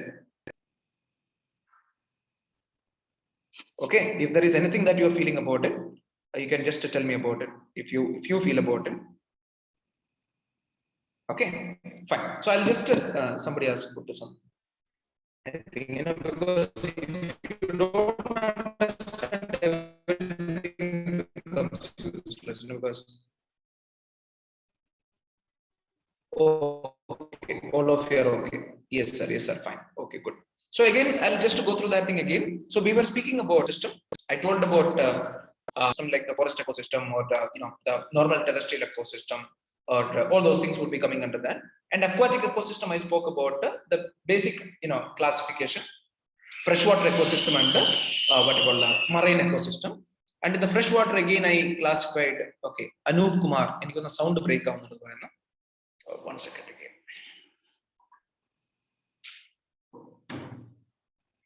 Yeah, hopefully I'll be okay. This will be okay now. So then I spoke about how it actually becomes, the classification goes on to make it as freshwater ecosystem and marine water ecosystem, marine ecosystem. And in the freshwater again, I divided that again into lendic ecosystem and lotic ecosystem. Lendic, I said, is a still water ecosystem. Pool, pond, അതിനൊക്കെയാണ് നമ്മൾ lendic ecosystem എന്ന് പറയുന്നത്. ലോട്ടിക് ecosystem എന്ന് പറയുന്നത് floating അല്ലെങ്കിൽ ഒഴുകുന്ന വെള്ളമുള്ള നദികൾ അങ്ങനെയുള്ളതിനാണ് നമ്മൾ ലോട്ടിക് എക്കോസിസ്റ്റം എന്ന് പറയുന്നത്. പിന്നെ ഞാൻ ഡിഫൈൻ ചെയ്തത് മറൈൻ വാട്ടർ എക്കോസിസ്റ്റം ആണ്. അതിനെ ഞാൻ പിന്നെ രണ്ടായിട്ട് ഡിവൈഡ് ചെയ്തു. The brackish water ecosystem and then the salt water. So brackish എന്ന് പറയുന്നത് the salt content between 5 ppt to 35 ppt, I called it as a brackish water, and salt content more than 35 ppt, I called it as a salt water, and less than 5 ppt, we call it as a fresh water. So you can keep all these things in mind. So we were speaking about the movement of pollutants. Now see that if you are taking an aquatic ecosystem, let us take a pool, a lendic ecosystem where there is a lake, അല്ലെങ്കിൽ ഒരു pool, അല്ലെങ്കിൽ എന്തെങ്കിലും ഒരു stable ആയിട്ട് water ഉള്ള ഒരു ecosystem നമുക്ക് എടുക്കാം. അപ്പൊ അവിടെ നമ്മളൊരു എക്കോസിസ്റ്റത്തിന്റെ അവിടെ നമ്മളൊരു എന്താ പറയുന്നത് ഒരു ഓർഗാനിസത്തിന്റെ നമ്മൾ ലെവൽ നോക്കുവാണെങ്കിൽ, ഒരു ഫുഡ് ചെയിൻ നമ്മൾ നോക്കുവാണെങ്കിൽ, ആ ഫുഡ് ചെയിനിൽ എനിക്ക് തോന്നുന്നു ഫുഡ് ചെയിൻ ഒക്കെ ഓൾറെഡി നിങ്ങൾ എക്സ്പ്ലെയിൻ ചെയ്തിട്ടുണ്ടാവും, വിപിൻ സാർ എക്സ്പ്ലെയിൻ ചെയ്തിട്ടുണ്ടാവാം. സോ ഒരു ഫുഡ് ചെയിനിൽ നമ്മൾ ഒരു ഓർഗാനിസത്തിന്റെ ഒരു ലെവൽ 1 to ഹയർ നമ്മൾ നോക്കുവാണെങ്കിൽ, ഫസ്റ്റ് ലെവൽ എന്ന് എപ്പോഴും പറയുമ്പോൾ നമ്മൾ നോക്കുമ്പോൾ അത് ഫൈറ്റോ പ്ലാങ്ക്ടൺ ആയിരിക്കും. So phytoplankton becomes the first level, which is green algae, and then become the zooplankton. Zooplankton which can actually consume on these, and then becomes small fishes, then becomes bigger fishes, and then becomes the biggest fishes, and then becomes the bee. We are the ones who eat them also. Above apex predator, we can find a food chain that starts from a phytoplankton and it leads up to the apex predator, which are we. അപ്പോൾ നോക്കിയാൽ ഇഷ്ടംപോലെ ഇപ്പം ഒരു ഈ pollutants അത് മഴ വഴിയോ അത് എങ്ങനെയെങ്കിലും ഒക്കെ അത് സ്ലോലി മൂവ് ചെയ്തിട്ട് ആദ്യത്തെ ഓർഗാനിസത്തിലൊക്കെ എങ്ങനെയാണ് എത്തുന്നത്. For example, imagine there is some kind of poison or some kind of a fertilizer which was used in the land, and then what actually happens is that you will be also speaking about another term, then you will understand it better. So when these pollutants, or whatever the kind of pollutant that is, that moves from the land to the water, and how it gets accumulated into the, how it goes into the first organism, which is the phytoplankton. Activity bioaccumulation. Now what actually happened? This pollutant moves into the first organism, and now what happened? These phytoplanktons are consumed by the zooplanktons. So let us take the example of so many. Let's take it. Let's take a very simple example. Green algae that is being consumed by the other zooplanktons. Insect imagine. So they are all consuming them, and now these insects are being consumed by few fishes, and these few small fishes are consumed by less number of bigger fishes, and then they are being consumed by, heard about microplastic. That is one thing that we'll speak about that one also. It's excellent. I'll speak about that one. We have got some topic that we'll be discussing on the topics about sea pollution. Then we'll speak about it. We'll speak. Nandulal will speak about it. So imagine that is being consumed by a few bigger fishes, and then what actually happened? These bigger fishes are consumed by an individual human being. I think that would be the best example for the Minamata disease. You might have heard about the Minamata disaster that happened, where mercury poisoning actually happened. How around 50 people have lost their life because of this methyl mercury poisoning that happened in Minamata Bay in Japan. It happened from a company known as Chiso Corporation, CHISSO. You don't have to remember all this kind of thing. There's too much of fact. Don't worry about it. So it's how Chiso Corporation, which was in the banks of Bay, Minamata Bay. Minamata Bay എന്ന് പറയുന്നത് bay of Bengal എന്ന് പറയുന്ന പോലെ തന്നെ bay ആണ്, ഉള്ളിലോട്ട് കയറി കിടക്കുന്നത്, സീ ഇങ്ങനെ ഉള്ളിലോട്ട് കയറി കിടക്കുന്ന സ്ഥലമാണ്. അപ്പം how this methyl mercury was actually passed along with the chemical effluence from this factory by the Chiso Corporation, how it fell into the Minamata Bay, how the fish consumed it. Methyl mercury എന്ന് പറയുന്നത് the most soluble form ആണ്. We'll be discussing about in one of the slides next. So it's the most soluble form of mercury, and how it was consumed by the fishes, and how it has been by the fishes were consumed again by the cats, and how the fishes were consumed by the human beings, and how the cats were affected, human beings were affected. So this is one of the particular a very clear example if you want to speak about the movement of pollutants. But let us take it a little more textbook style. It's very easy to understand how the pollutants move from the land to the particular ecosystem where we are speaking about. Here we are speaking about an aquatic ecosystem, a stable aquatic ecosystem in the in a lake or something like that, and how it goes to the phytoplankton. എങ്ങനെയാണ് plants അത് absorb ചെയ്യുന്നത്, അല്ലെങ്കിൽ how it becomes present in the plants, and how these plants are consumed, or small algae is being consumed by the insects and all those kind of thing, and how these insects and all those consumed by the small fishes, and how these small fishes are again consumed by the bigger fishes. So what happened? ഓരോ ലെവലിലോട്ട് കൂടി വരുമ്പോൾ എന്താണ്, the number of the level, the animals in the level is getting decreased. അപ്പം ഓരോ ലെവലിലും വരുമ്പോൾ ഈ കൂടുതൽ ഉണ്ടായിരുന്നതെല്ലാം കുറച്ച് ആളുകളിലോട്ട് കൂടി വന്നുകൊണ്ടിരിക്കുകയാണ്, അക്യുമുലേറ്റ് ചെയ്തുകൊണ്ടിരിക്കുകയാണ്, മാഗ്നിഫൈ ചെയ്തുകൊണ്ടിരിക്കുകയാണ്. അതിനാണ് നമ്മൾ ബയോ മാഗ്നിഫിക്കേഷൻ എന്ന് പറയുന്നത്. So just be very careful about it. Bio accumulation means movement of pollutants from the environment into the first organism in a food chain. ഒരു ഫുഡ് ചെയിനിലുള്ള ഫസ്റ്റ് ഓർഗാനിസത്തിൻ്റെ എൻവിറോൺമെന്റിൽ എങ്ങനെയാണ് എൻവിറോൺമെന്റിൽ നിന്ന് പൊല്യൂട്ടൻസ് മൂവ് ചെയ്യുന്നത്, അതിനാണ് ബയോ അക്യുമുലേഷൻ എന്ന് പറയുന്നത്. And when it passes from one level to the another level, how it magnifies or increases, or how it concentrates on the people when it passes, or people or the individuals, or organisms when it passes from one organism to another, how it gets magnifies or how it gets concentrated. That is what we call by the way of biomagnification. So this is one very important term when you speak about the pollutant. Now I gave the clear example, the best example as I told you. Now I am going to give you more examples which would be very clear about it. So this concept is a very important concept when you are speaking about the movement of pollutants. But when you speak about pollutant movement, it is different when you speak about the nutrient movements. See, this is second concept. It is a movement of nutrients. So in the first slide, we are speaking about the movement of pollutants. Pollutants is different from the nutrients. Nutrients actually promotes the growth. Pollutants, it pollutes. That's concept which could be dangerous for the living organisms or whatever you call. And nutrients, when you speak about it, it actually, what we call, you can speak about it promotes the growth of algae. It promotes the growth of algae, which further promotes the growth of organisms which depend on them. Now we'll speak it very positively and negatively, that you will understand when we complete this slide. Let's speak about the pollutant movement. I just thought that when we discussed about the Minamata disease, or we call it as the Minamata Bay disaster that happened, I think also wanted to, it will be connecting both the eutrophication and bioaccumulation and biomagnification. We'll, when we discuss the what you call the thing, it will be much more easier. There is you might have heard about the story about how Maggie, Nestle Maggie, Nestle Maggie, how it was actually banned for some time in India. India ban. So here actually what happened was that there were two reasons for it to be banned. First thing was they found the amount of monosodium glutamate, MSG, MSD alla, Mahendra Singh Dhoni alla, MSG, monosodium glutamate. നമ്മൾ അതിന് പറയുന്ന വേറൊരു പേരാണ് അജീനമോട്ടോ എന്ന് പറയും. അജീനമോട്ടോ അത് കേട്ടിട്ടുണ്ടാവും. ഈ ഫുഡുകളിലൊക്കെ, ഈ ചൈനീസ് ഫുഡിലൊക്കെ കൂടുതൽ യൂസ് ചെയ്യുന്ന ഒരു ഐറ്റം ആണത്. It actually gives them a umami taste. The taste is actually known as the umami taste. UMAMI, umami taste. Actually, Ajinomoto എന്ന് പറയുന്നത് naturally fruits and vegetables ഒക്കെ present ആണ്. For example, if you speak about tomato has got a naturally present Ajinomoto. Even potato has got a natural present Ajinomoto. So there is natural presence of it, but further to increase the taste, they also have a artificially created Ajinomoto, artificially prepared monosodium glutamate. And second of the reason was that they found the presence of lead. The content of lead in the what you call the Maggie was much more than the permissible limit of the lead. So there was a lot of studies with respect to how it had actually happened. So you might have heard that there are a lot of I don't know, you people may be remembering that thing. We don't know what could be the reason for banning this thing.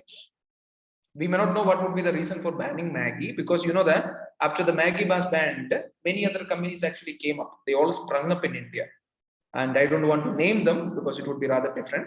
But then when Maggie was banned, there was a study about how it was happening, and what they found was that they found the mud where the what you call this wheat was being cultivated, from where the wheat was procured for making Maggie. In the sense, Godambaka number procure the Satna, weight procure. They found that the mud had more amount of lead in the presence of iron. And they found that this, some plants, they have that capability of absorbing these, what you call poisons or chemicals from the soil. So that was how it had actually passed on. You see here how it has actually happened. See, environmental lead. The man-made mud might be more poison. For example, we'll be speaking more about various kinds of metal poisoning. We'll speak about arsenic poisoning. We'll speak about cadmium poisoning. We'll speak about lead poisoning.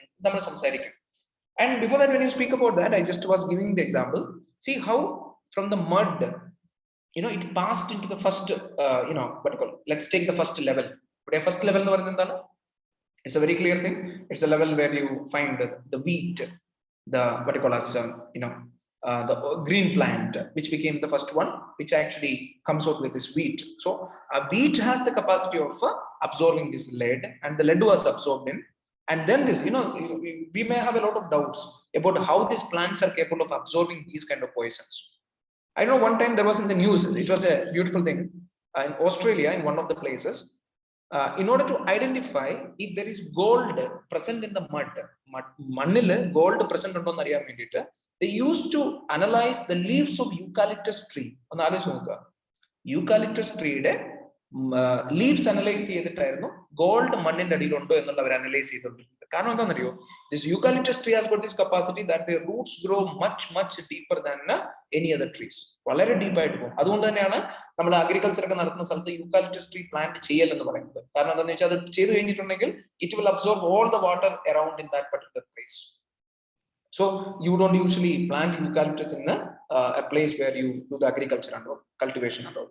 So here what actually they were doing was that they were making use of this eucalyptus tree and analyzing the plants leaves of this eucalyptus tree in order to see if this particular area has got gold, because the roots were going such deep and they were able to absorb gold, and the presence of gold was seen in the leaves of the eucalyptus tree. So you just imagine how much can be seen, how much can be done like that. So this is much more simpler when you speak about the wheat absorbing these things. So that was one of the reasons they found that it was not artificially added lead, but it was naturally absorbed lead by the wheat plants. See, this is one of the best example if you want to give it for the bioaccumulation. And what is magnification? How it is actually passing. See, when a lot of one plant has got a little lead that is absorbed. Now when you are making wheat powder, what happened? You take the wheat that is present from multiple wheat plants, so all of them comes into a wheat powder, and then it all goes into a single human being. See how it is accumulated and magnified when it passes from one organism to another organism. So this is something that you will be keeping in your mind. So bioaccumulation and biomagnification. And when you speak about the next term, which is eutrophication, this is another very important concept. See, eutrophication, it is actually the movement of nutrients, the nutrients from land to the nearby water body. Water body nutrients in the movement eutrophication. It's a movement of the nutrients from the land to the nearby water bodies. So here what actually happens is that here there are two types of eutrophication that is being mentioned.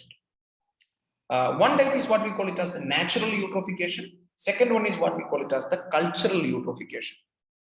In natural eutrophication, what actually happens is that the natural nutrients which are present in the soil, by the natural methods such as rain, some kind of a flood or whatever is that is happening naturally, it allows these nutrients to move from the land into the nearby water body. That's natural eutrophication. It's a time taking thing. It takes a lot of time. When it rains, the water takes in all the nutrients and it carries to the nearby water body. So that is what we call it as the natural eutrophication. Eutrophication is nutrients in the movement to the nearby water bodies. That's natural naturally present nutrients, natural method nearby water body. A natural method rain, floods, other kind of activities which actually allows the movement of these nutrients to the nearby water body. Now, what is cultural eutrophication? Here it is a human caused one. Human induced eutrophication. Here what actually happens? It may not be natural nutrient. It could be nutrients that may be formed as because of the treatment of the soil by fertilizers or other different activities, and along with the nutrients also which are naturally present. They all could be happening, but completely unnatural thing is what? It is the method by which these nutrients are moving into the nearby water body. So nutrients can be natural or all those artificial nutrients which is induced by the human being for treatment of the soil for agricultural activity. But the method of movement is rather human induced. It's anthropogenic. So how does it happen? It happens due to the irrigation, channeling, canaling. You use any other kind of method by which you are increasing the speed of movement of nutrients, which means that instead of naturally moving, you are culturally moving it by the way of your human induced activity. So what is the difference of that one? In natural eutrophication, the movement will be very slow. In cultural eutrophication, there will be a flush of nutrients. The nutrients will be filled, pushed out completely from the land into the nearby water body. So then what actually happens is that the growth of algae, it will not be slow, it will be very fast. And here, there's a term that is very well mentioned in the last point.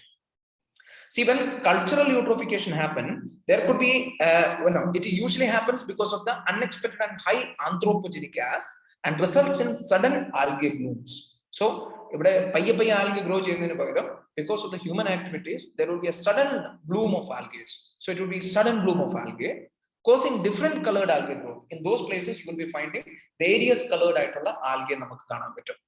And there will be toxin produced. Toxic poisonous algae sudden grow because there are various kind of nutrients. Along with the good algae, there could be also toxic algae which can be very toxic in nature. Usually in red color or brown color. The toxic algae color usually red or brown color. That's red tide. Red tide. Hazardous algae bloom. Hazardous algae bloom. Red tide. And the water does not have enough oxygen and it becomes not breathable and fishes will die. So just imagine what happens when the cultural eutrophication happens. That is being mentioned here. When cultural eutrophication happens, there will be a sudden flush of nutrients into the nearby water body. And when there is a sudden flush of nutrients, it allows a sudden bloom of algae where there could be also toxic algae growth. And these toxic algae, they grow usually in red or brown color. And it looks like a red tide. Red tide. So, hazardous algae bloom. There is no choice that the light can penetrate into the water. So when the light does not penetrate into the water, there will be lack of oxygen. When there is lack of oxygen, you know that the fishes will not be able to breathe and the fishes will die. And the toxic algae also could be causing the death of a living organism. Now I suppose you understood why Red Sea is known as a Red Sea. All of you understood it?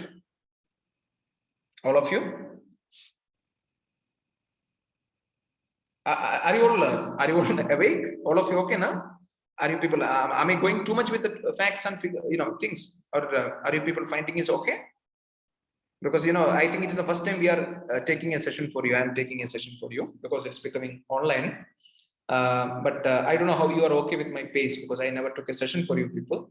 For being in the first time, you may have to forgive me for some things. And the next session onwards, we'll be finding it a bit more easy, I think, because you'll have to follow me. My pace will be like this. I'll try to be as slow as possible, but still there are things, we may not be able to find good. Yes, John says everything is okay. Abhita says okay, fine. So I think almost this could be the answer from everyone. All of you are feeling it okay. So we'll continue with the things. Yeah.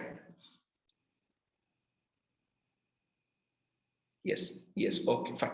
Ashwini, Aishwarya, all of you feeling okay. So any issues that I told you, you can ask me to repeat, I'll repeat. But what I'm trying is, again, I'm telling you, I'll try to complete and fill up a lot of topics. So maybe able to help you people when you people are preparing well for the exam. So one term complete. One is bioaccumulation and biomagnification. Second one is eutrophication, under which I completed 2 terms like natural eutrophication and cultural eutrophication. So we were speaking about natural eutrophication, how the nutrients naturally move from the land to the nearby water body. And then we spoke about the cultural eutrophication, how anthropogenic acts cause the movement of the nutrients into the nearby water body. And I told you the difference also. Naturally, when it's done, it is a very time-taking process. It happens in the natural way, and almost it is the natural nutrients that move into the water body. So they promote the growth of fresh algae, nice algae, which can be actually used for the consumption of the fishes. Like that how estuaries becomes very important for the fishes, or for the promotion of fishing. Making those places as the most important fishing grounds in the world. Because estuaries actually promote the growth of algae, which is actually the food for the fishes, and how the fishes grow there, and how the people tap on this fish resources. So that actually happens in the estuaries. So what do you need to understand?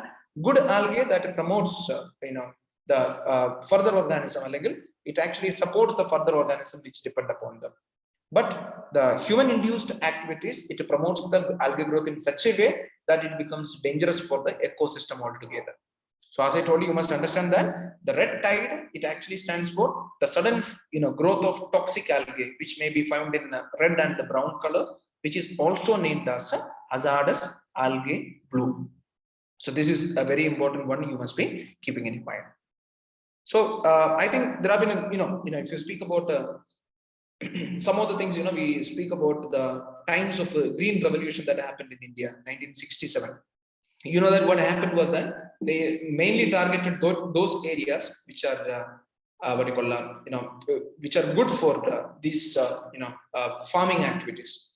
Mainly they targeted Punjab, Haryana region and all. And you know that there was over mechanization, over usage of fertilizers. So they have all made this soil initially it was very good for the production of food grains and all those things, but later they found that the soil had all those kind of chemicals and all those things going in, and that moves down into the river water, all those rivers which are present in the region. So all those things actually further leads to affecting the river life in the sense all these fishes and the living organisms and all those kind of things. But when you speak about eutrophication, what you need to understand is the concept of eutrophication, and as I told you, the final examples that you must be keeping in your mind. So what are the things which are connected to it? And I told you when there is too much of algae that is covering the water, it does not the water becomes turbid. Turbid എന്ന് പറയുന്നത് unclear, വളരെ കലങ്ങിയ വെള്ളമായിരിക്കും. And because of which, if turbid ആയിട്ടുള്ള വെള്ളം ഉണ്ടെങ്കിൽ എന്താണ് സംഭവിക്കുന്നത്? The chance of sunlight penetrating the water will be very less. And when there is less amount of penetration of water into the sunlight into the water, there will be always a problem of less amount of oxygen present in the water. So when there is less amount of oxygen present in the water, we call it as there is a high biochemical oxygen demand, and the dissolved oxygen is less. If the dissolved oxygen is less than 5 parts per a liter of water, then we call that one is highly polluted. 4 parts, I think it's I'll just check it again. I need to be checking that one again. So it is less than 4 parts in a liter. They say that it is highly polluted water. 4 to 10, then it becomes better, and more than 10 we call it as a good water, the water that would be good breathable water. So let's take that thing later. Let's see that if I cover some slide with that one. Now I wanted to take another topic was chemicals and chemical disaster. It's not, you don't have to take it as a full topic. We'll take it topic by topic, so it will be easy for you to understand, and I'll try to cover as many points as possible under each and every topic. Now this is a topic on the BFR. BFR stands for brominated fire retardants. So it's a brominated fire retardants. ഈ brominated fire റിട്ടാർഡൻസ് എന്ന് പറയുന്നത് എന്താണെന്ന് ചോദിച്ചിട്ടുണ്ടെങ്കിൽ, ഈ നമ്മുടെ വീടുകളിൽ ഉപയോഗിക്കുന്ന സോഫകളിലും ചെയർസിലും അതുപോലെ ബെഡും മാട്രസ് ഇങ്ങനെയുള്ളതിലൊക്കെ തീ കത്തിപ്പിടിക്കാതിരിക്കാൻ വേണ്ടിയിട്ട്, പെട്ടെന്ന് തീ പിടിച്ചു കയറാതിരിക്കാൻ വേണ്ടിയിട്ട് യൂസ് ചെയ്യുന്ന ഒരു കെമിക്കലാണ് ഈ BFR എന്ന് പറയുന്നത്. So BFR actually stands to be those chemicals which are used. It's not only brominated, it can be chlorinated, it can be brominated, chlorinated, phosphorus based, nitrogen contained, and inorganic.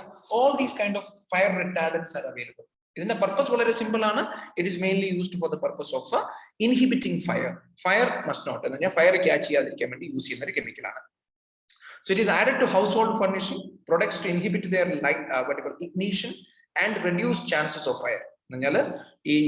Fire chance use. There are more than 175 or different types. Some of the types are given TBBPA, PBD. All these are different things. If you want, you can get the full forms. They are all just the chemical terms of it. Don't worry deep into all those kind of things. So what actually happens is that, why I am explaining about it is that there were news about how this brominated fire retardants were found. Like you can see that in the third last line. At the presence, it was found in the breast milk of mother, and even the presence of brominated fire retardant was found in the polar bears. And this could be one of the best thing is that the best example could be the sea pollution. Maybe one of the reason for it passes down into the polar bears. Or eagles are one of the examples. They eat on these animals in the different places, and the pollution in the urban areas. I'll tell you what is the urban pollution, then you will understand. There's only points are given there. I'll speak about that one. So just once more, we'll start from the point, so it will be easy for you to understand. So BFR stands for brominated fire retardants. ഇതിന്റെ purpose എന്ന് പറയുന്നത് എന്താണെന്ന് ചോദിച്ചിട്ടുണ്ടെങ്കിൽ house ഹോൾഡിങ്ങിലും ഫർണിഷിലും അപ്ഹോൾസ്റ്ററിലൊക്കെ നമ്മൾ ഫയറിന്റെ ignition കുറയ്ക്കാൻ വേണ്ടി അല്ലെങ്കിൽ ഫയറിനെ inhibit ചെയ്യാൻ വേണ്ടിയിട്ട് ഫയർ കത്തിപ്പിടിക്കാതിരിക്കാൻ വേണ്ടി നമ്മൾ യൂസ് ചെയ്യുന്ന ഒരു കെമിക്കലാണിത്. So there are various type of this one, around 175 various different types of fire retardants can be seen. There are brominated one, chlorinated one, phosphorus containing one, nitrogen containing one, and inorganic kind of thing. So all things are present. Now, why it has come in the news, or why we are discussing about, is that there was the recent news that speaks about how there was the presence of brominated fire retardant in the polar bear. Polar bear, there was the presence of brominated fire retardant.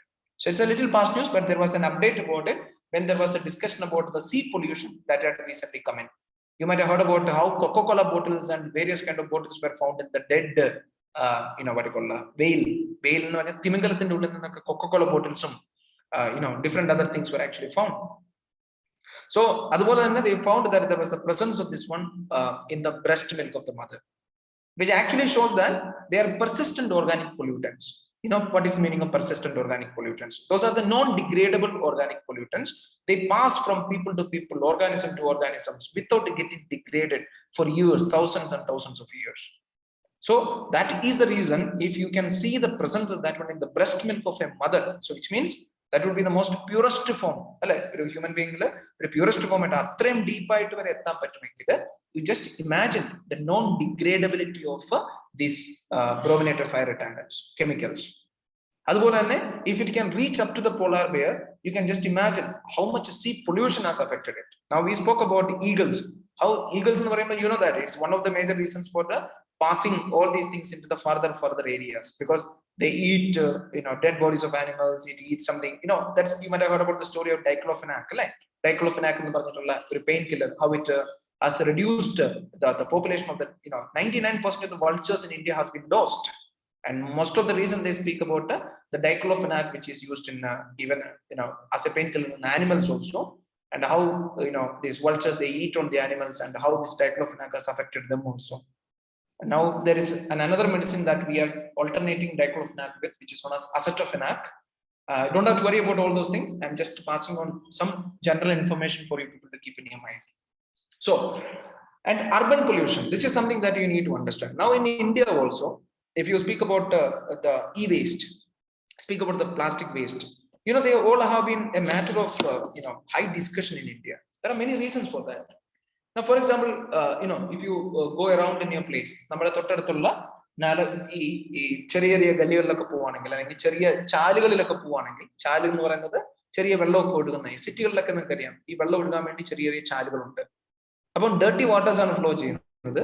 ആ dirty waters, when it that it doesn't stop anywhere, it goes directly to join some rivers, and it join some other bigger water bodies. And if you look into the cities, what you actually find is that in all these places, you'll find a large number of e-waste materials thrown into it. Other bulbs, tube lights, fans, sofa. You can't just imagine what are the things that is being thrown into these water bodies. And you know that when it stays, like for example, if you take the example of bulbs and fluorescent bulbs or lamps or tube lights, everything, if you look into, you know that there is a content of mercury. And it was also reported that in India, the amount of mercury that is used in these bulbs or the lamps, or what you call as the tube lights, it is much more than the permissible amount of mercury that is being used. European countries, they are more strict about the usage of these things. They have limited the amount of mercury that is contained in the lamps, these tube lights, to be less than 5 grams. So here, what you find is much more than what is actually being found in the other the bulbs used in the other part of other countries. So you imagine how the people throw these things into the rivers. They just throw it into the rivers, and how it actually gets it gets absorbed by the water, and how it passes, and how people could be affected because of that. So this is something, that is the reason I think if you go through the latest rules, there is a concept of extended producer's responsibility that is given in the latest e-waste management rules. extended producers response. This is the prelims question. Extended producers responsibility, EPR. So EPR idea is simple. EPR actually, it aims that the producer also, his responsibility does not end with the supply of a material or supply of an item to the customer. It ends only when after the usage of that particular item is completed. This has to be collected and disposed of by the producer itself. Philips bulb use it's the responsibility of Philips, the company, to collect it and then dispose it off, properly dispose it off. So that kind of a thing has been actually initiated, which is a very important and a very welcome step that we can speak about. So this is something that has been amended with respect to the rules of the waste management. There is a you can go to in 2018 they have come out with the various rules on managing waste, municipal waste management rules, biomedical waste management rules, e-waste management rules. I want you to go through that thing, at least to get the salient features of all these rules, which will help you people to write your answers very nicely. Towards the other sessions, we'll also try to make you people understand what else that you can do in order to go on well with it. So now, see the last two lines. One type of fire retardant, which is TBBPA, it can cause breast cancer. It can disrupt thyroid hormone system, affecting brain and body development. And there is another one which is PBDE that affects memory. It affects the behavioral learning, etc. And the European Union and the US have already regulated this. So they have already regulated the usage of PBDE as a fire retardant. So what I wanted to tell you is that, so here what actually happens is that, these fire retardants actually cause disasters. We'll be speaking about some of the disasters if we have time about it. But here what you need to understand is how this BFR becomes, how it was in the news or why it was in the news, and what are the different problems with that one. And now if you speak about how the government has come about with the, in India, you don't speak about the regulation of these fire retardants, but in European Union and the US, they have gone on with the regulation. But we are speaking about the e-waste management, how government believes that it is important that a producer also has got the responsibility to go on to dispose of the waste that comes out of a product that is being supplied by him. So this is something, a very, very important welcome step that has been taken by government. And you don't know the rule it's a beautiful thing actually.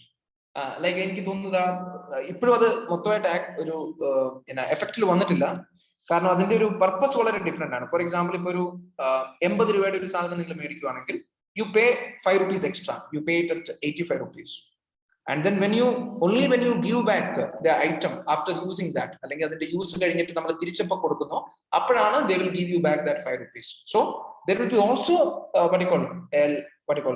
responsibility for the consumer to properly dispose it off, അല്ലെങ്കിൽ correct ആയിട്ട് കൊടുക്കാൻ വേണ്ടി.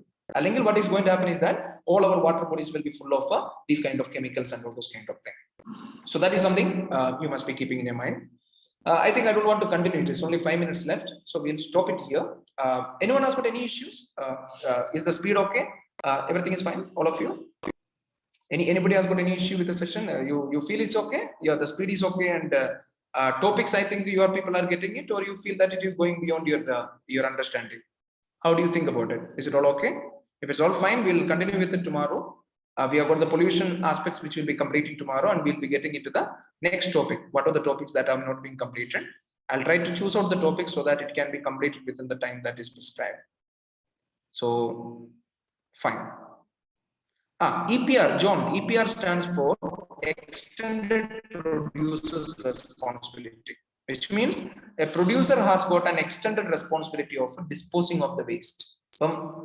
John, Philips in the tube light on use tube light you have the right to go and to give it to the Philips, the particular, the company has got that responsibility to collect the tube light from you, and then they have to dispose it off so that you don't throw it in the nearby water body or any other place. That's extended producer's responsibility. John, is it okay? Okay, Anna John? A responsibility given, it's not only supply of item, but the responsibility goes on till the disposal of the waste. Waste complete disposal, the responsibility continues. So അതിനാണ് നിങ്ങൾ ഒരാള് produce ചെയ്ത് നമുക്ക് തരാന്ന് മാത്രമല്ല, ആ പ്രൊഡ്യൂസറിന്റെ responsibility നമ്മളത് use ചെയ്ത് കഴിഞ്ഞാൽ അതിനെ ഡിസ്പോസ് ചെയ്യാന്ന് പറയുന്നത് പുള്ളിയുടെ റെസ്പോൺസിബിലിറ്റിയാണ്. Okay, very good. So that's all fine. That's all for the day. We'll stop for the day and we'll meet back tomorrow at 7 p.m. Okay. So I'll try to make it as light as possible. Hope you are enjoying it, and we'll continue with the session tomorrow. So thank you. Good night. Good night, everyone. Thank you, sir. Thank you, Thank you, sir. Thank you, sir. Thank you, sir. Thank you, sir.